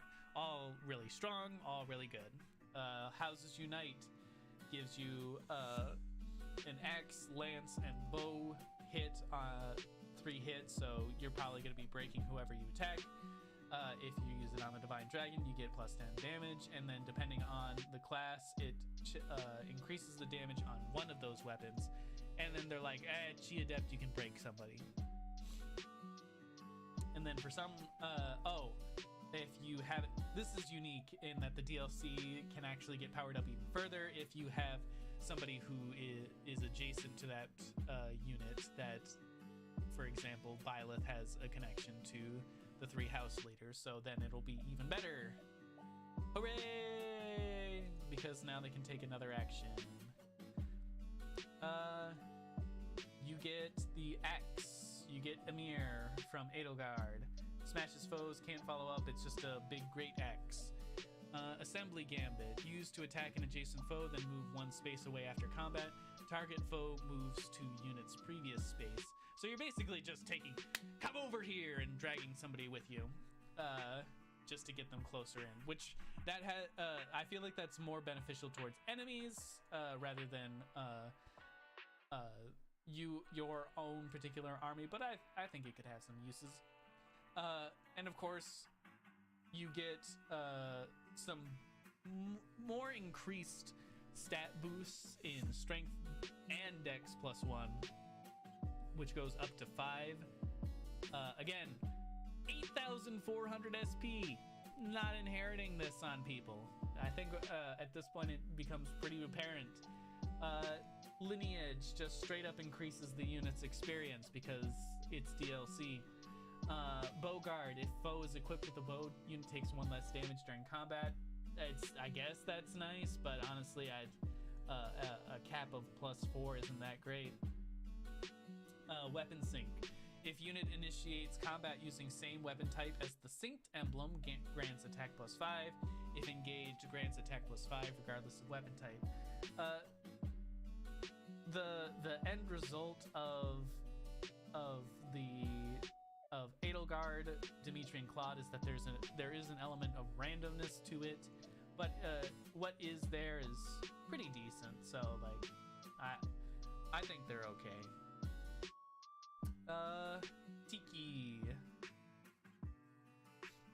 She gives +10 HP, +4 defense, +10 luck. What she has is unique to herself, as she's the only person that I think can give the dragons, like, you transform into a dragon, and I'm pretty sure that they then become a dragon. So, Star Sphere grants units enhanced stat growth when leveling up. Adds a +15% to final growth rates. What the fuck do you think you're doing? What is this DLC horseshit? You can take literally any unit in this game that has been stat screwed at any point in time, and you can make them a god with this. Being able to basically get a full stat boost is... Why are you doing this to me? Why are you trying to tease me the fact that I don't have the DLC with this kind of horse shit? Come on, intelligent systems, what the fuck are you doing? And a 1500 SP inheritance, if you're planning to take your time with the game and not rush through it like I did, then that's gonna be extremely helpful. When you engage, then you turn into a fucking dragon. Grants +10 to max HP and +5 to build and all basic stats. If you're armored, you negate terrain damage. If you're a mystic, you get grants extra 5 res, because why not?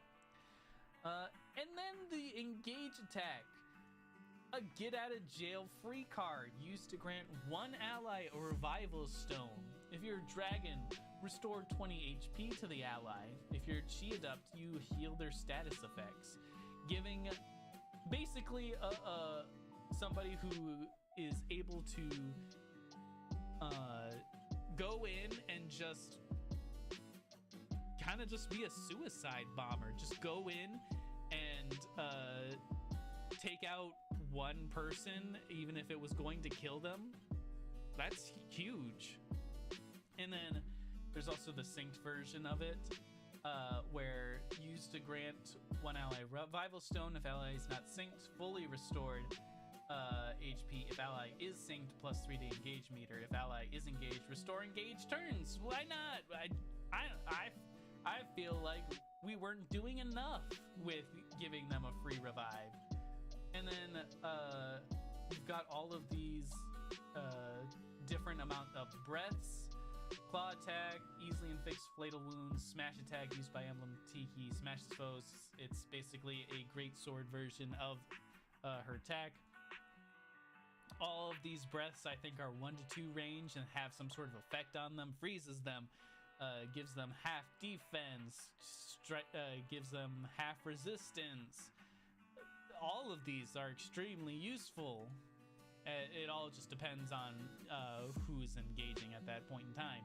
But I mean, there's a huge amount of versatility in comparison to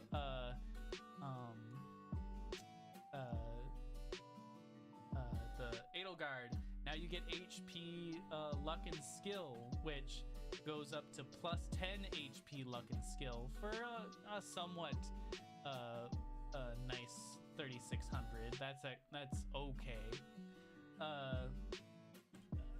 Geosphere at the start of a player phase. If there are allies adjacent to unit, grants them plus 3 defense and res the unit and those allies for 1 turn.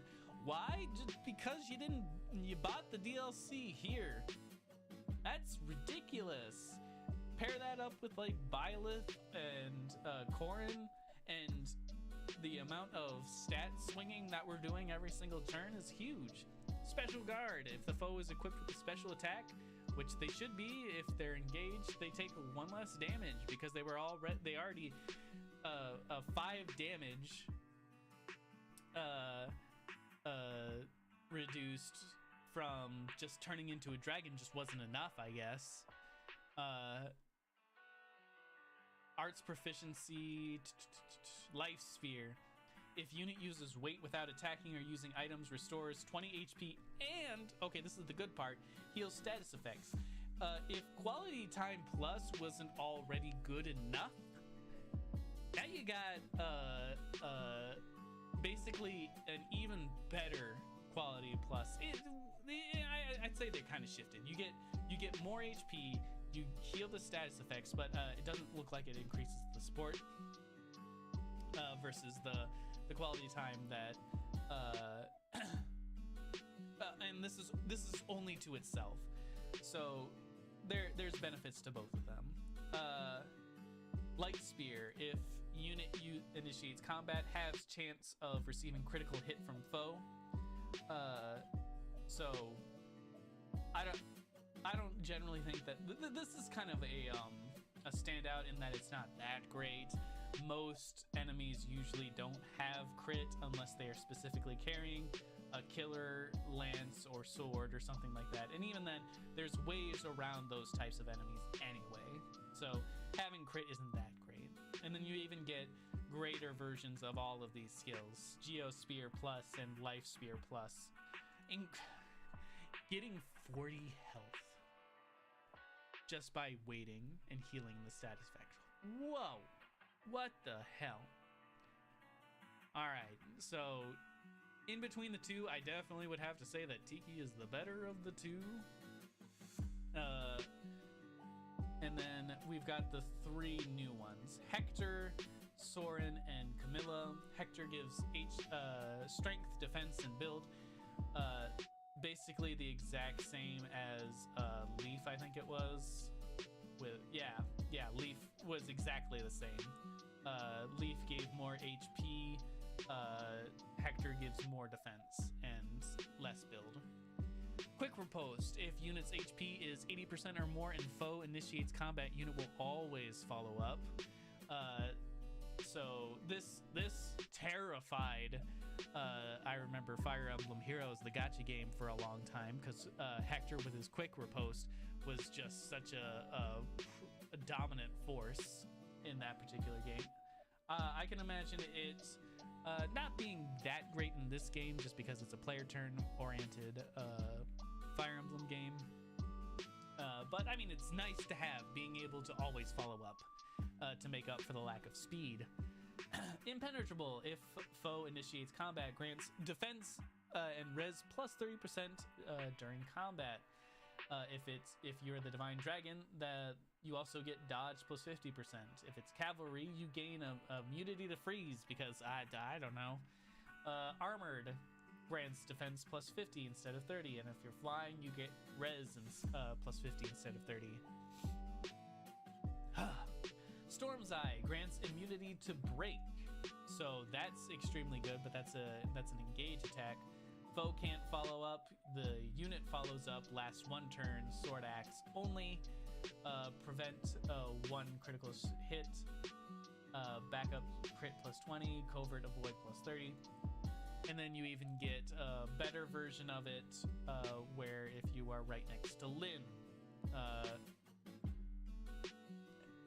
everything about Hector is basically just being a dominant force and going in and like it's the Leroy Jenkins of Emblems by the sound of it, where you go in, you take no damage against one single unit, and then you're probably going to take some damage later. It's essentially the great initiator emblem. Wolf Bell. This is Bale. This is the first engage weapon of Hector, which has an effectiveness against cavalry and armored. Basically, just your standard rapier, but axe form.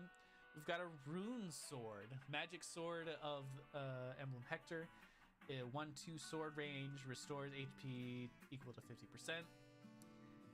And then finally finishes off with Armad's, his lightning charge axe. Grants 5 defense and effective against dragon. Pretty decent. This rune sword stands out to me as something that's really bad, but I mean the Armad's is pretty good. Adaptability. When hit by a foe's attack, grant defense plus 2 for a physical attack, or resistance plus 2 for a magical attack after combat. Lasts until the end of the battle. So this is the kind of like a more toned down version of like Speed Taker, in that you get a small stat boost for initiating a combat with somebody, and then the fact that it can switch in between the two and last until the end of battle or until activated again is nice. Axe Guard. If foe is equipped with an axe, unit takes 1 less damage.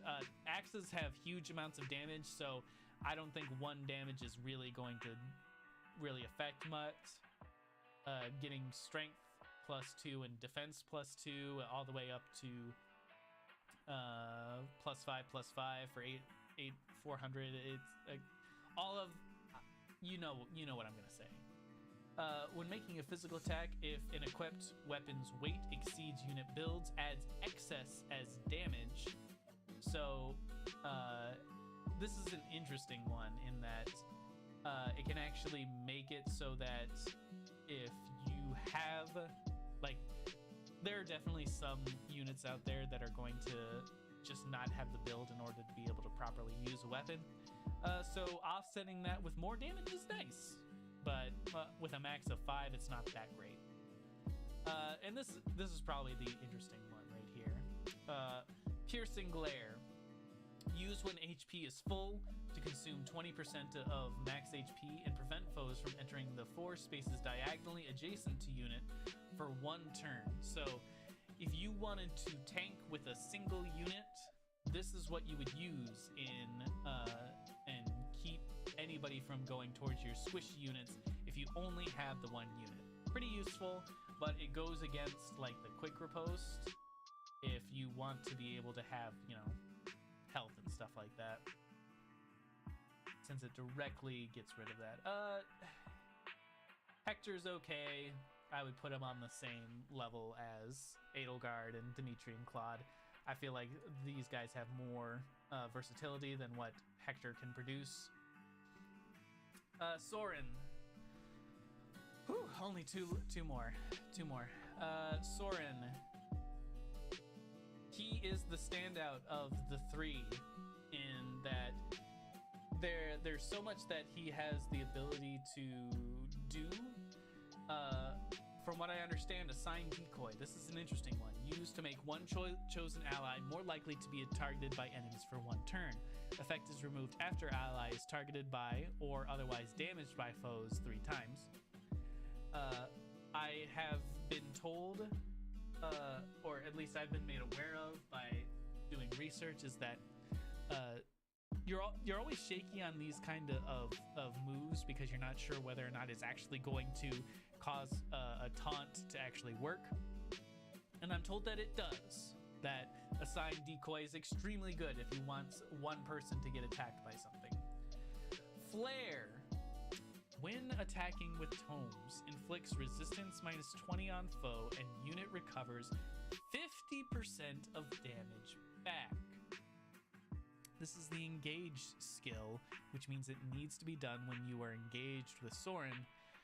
We're gonna get to this. Dragon means that your critical hit rate is doubled, error with the in-game description. If you are mystical, you get an extra -10% to the foe's resistance. And if you're a Chi adept, unit recovers 100% of damage dealt instead. Interesting. Cataclysm. Used to attack foes in an area with fire, thunder, and wind magic at 40% damage. Now, if I understand this correctly, this is a adjacent, so you can attack up to 5 enemies, I think, with this at 40% damage. Pretty nice. Gives some extra effects. If you're dragon, you set the terrain on fire. You get extra damage if you're mystical. And you can break people if you have a 20, if you're Chi adept. And it gets even better if you have Ike right next to you. Soren has bolting as one of his engaged skills. Long range thunder magic, and we've talked about how good thunder magic is, but unfortunately it comes with the fact that it cannot follow up, so it doesn't stack with like the dire thunder or anything like that. Kind of a disappointment. Then we have the reflect staff. Allies within 2 spaces gain 50% of magic damage taken back to foe for 1 turn.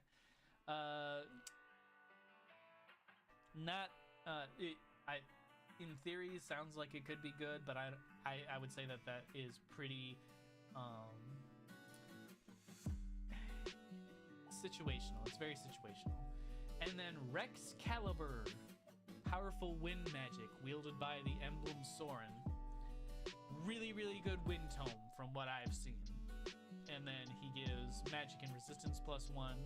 He has Magic Tome, which is just the version that Hector has, where if the foe is equipped with the tome, the unit takes a certain amount of damage. And it has the same problem where magics and axes are just going to be dealing way too much damage, that taking 5 damage just feels like a penny, a drop in the ocean in comparison. Anima Focus. When using tomes, unit inflicts defense -3 with fire, hit -20 with thunder, or move -2 with wind magic. Just bumping up every single magic type is good.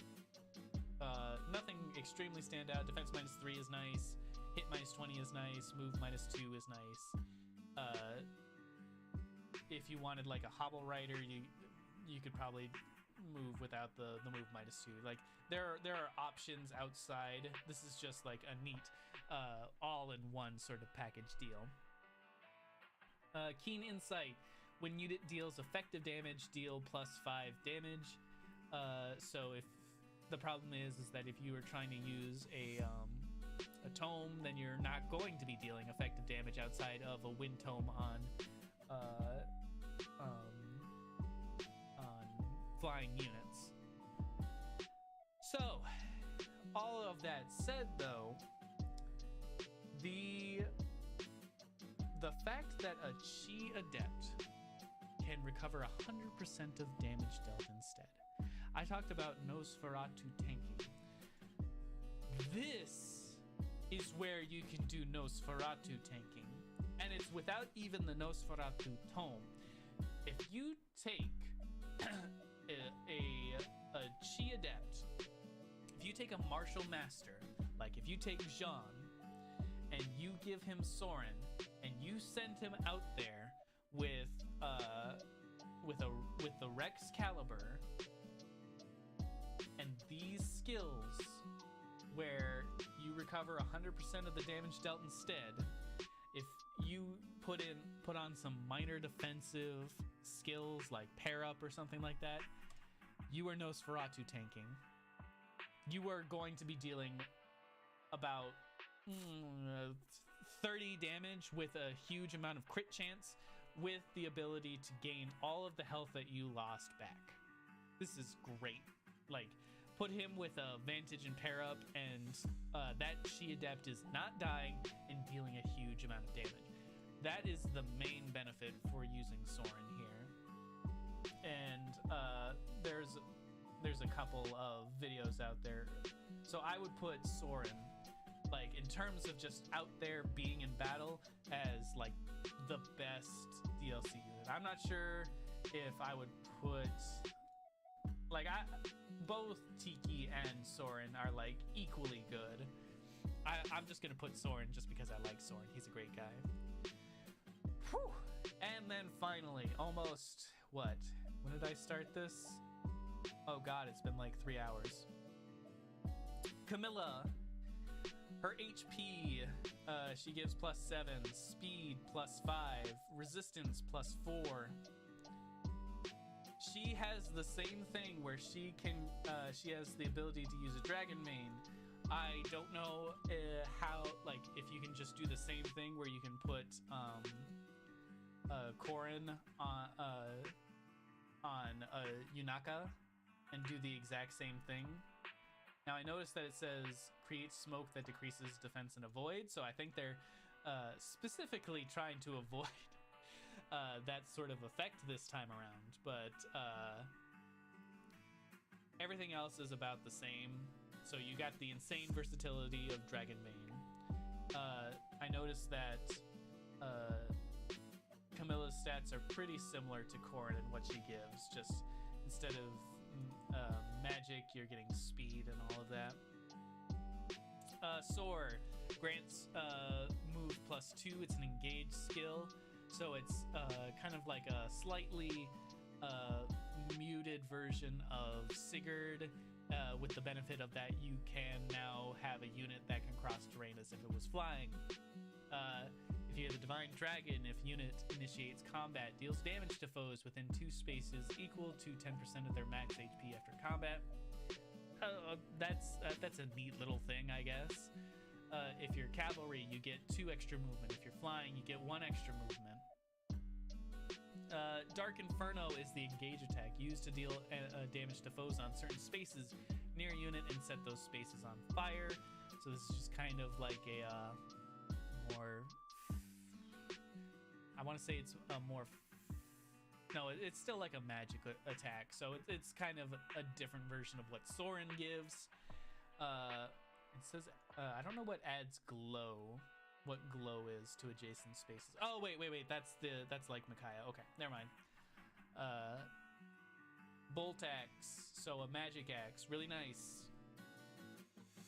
Lightning, a magic wielded by Camilla. If unit, it's just a brave version of lightning, which we'd have to see if it works together with Dire Thunder. And then, oh wait, what am I saying? You can't even, if you have Camilla on, then you're not going to be putting on a Dire Thunder ring. Camilla's axe is the last one. It's hilarious to me how all of these emblems have like these super chuny names with their weapons, and then we just have Camilla's axe.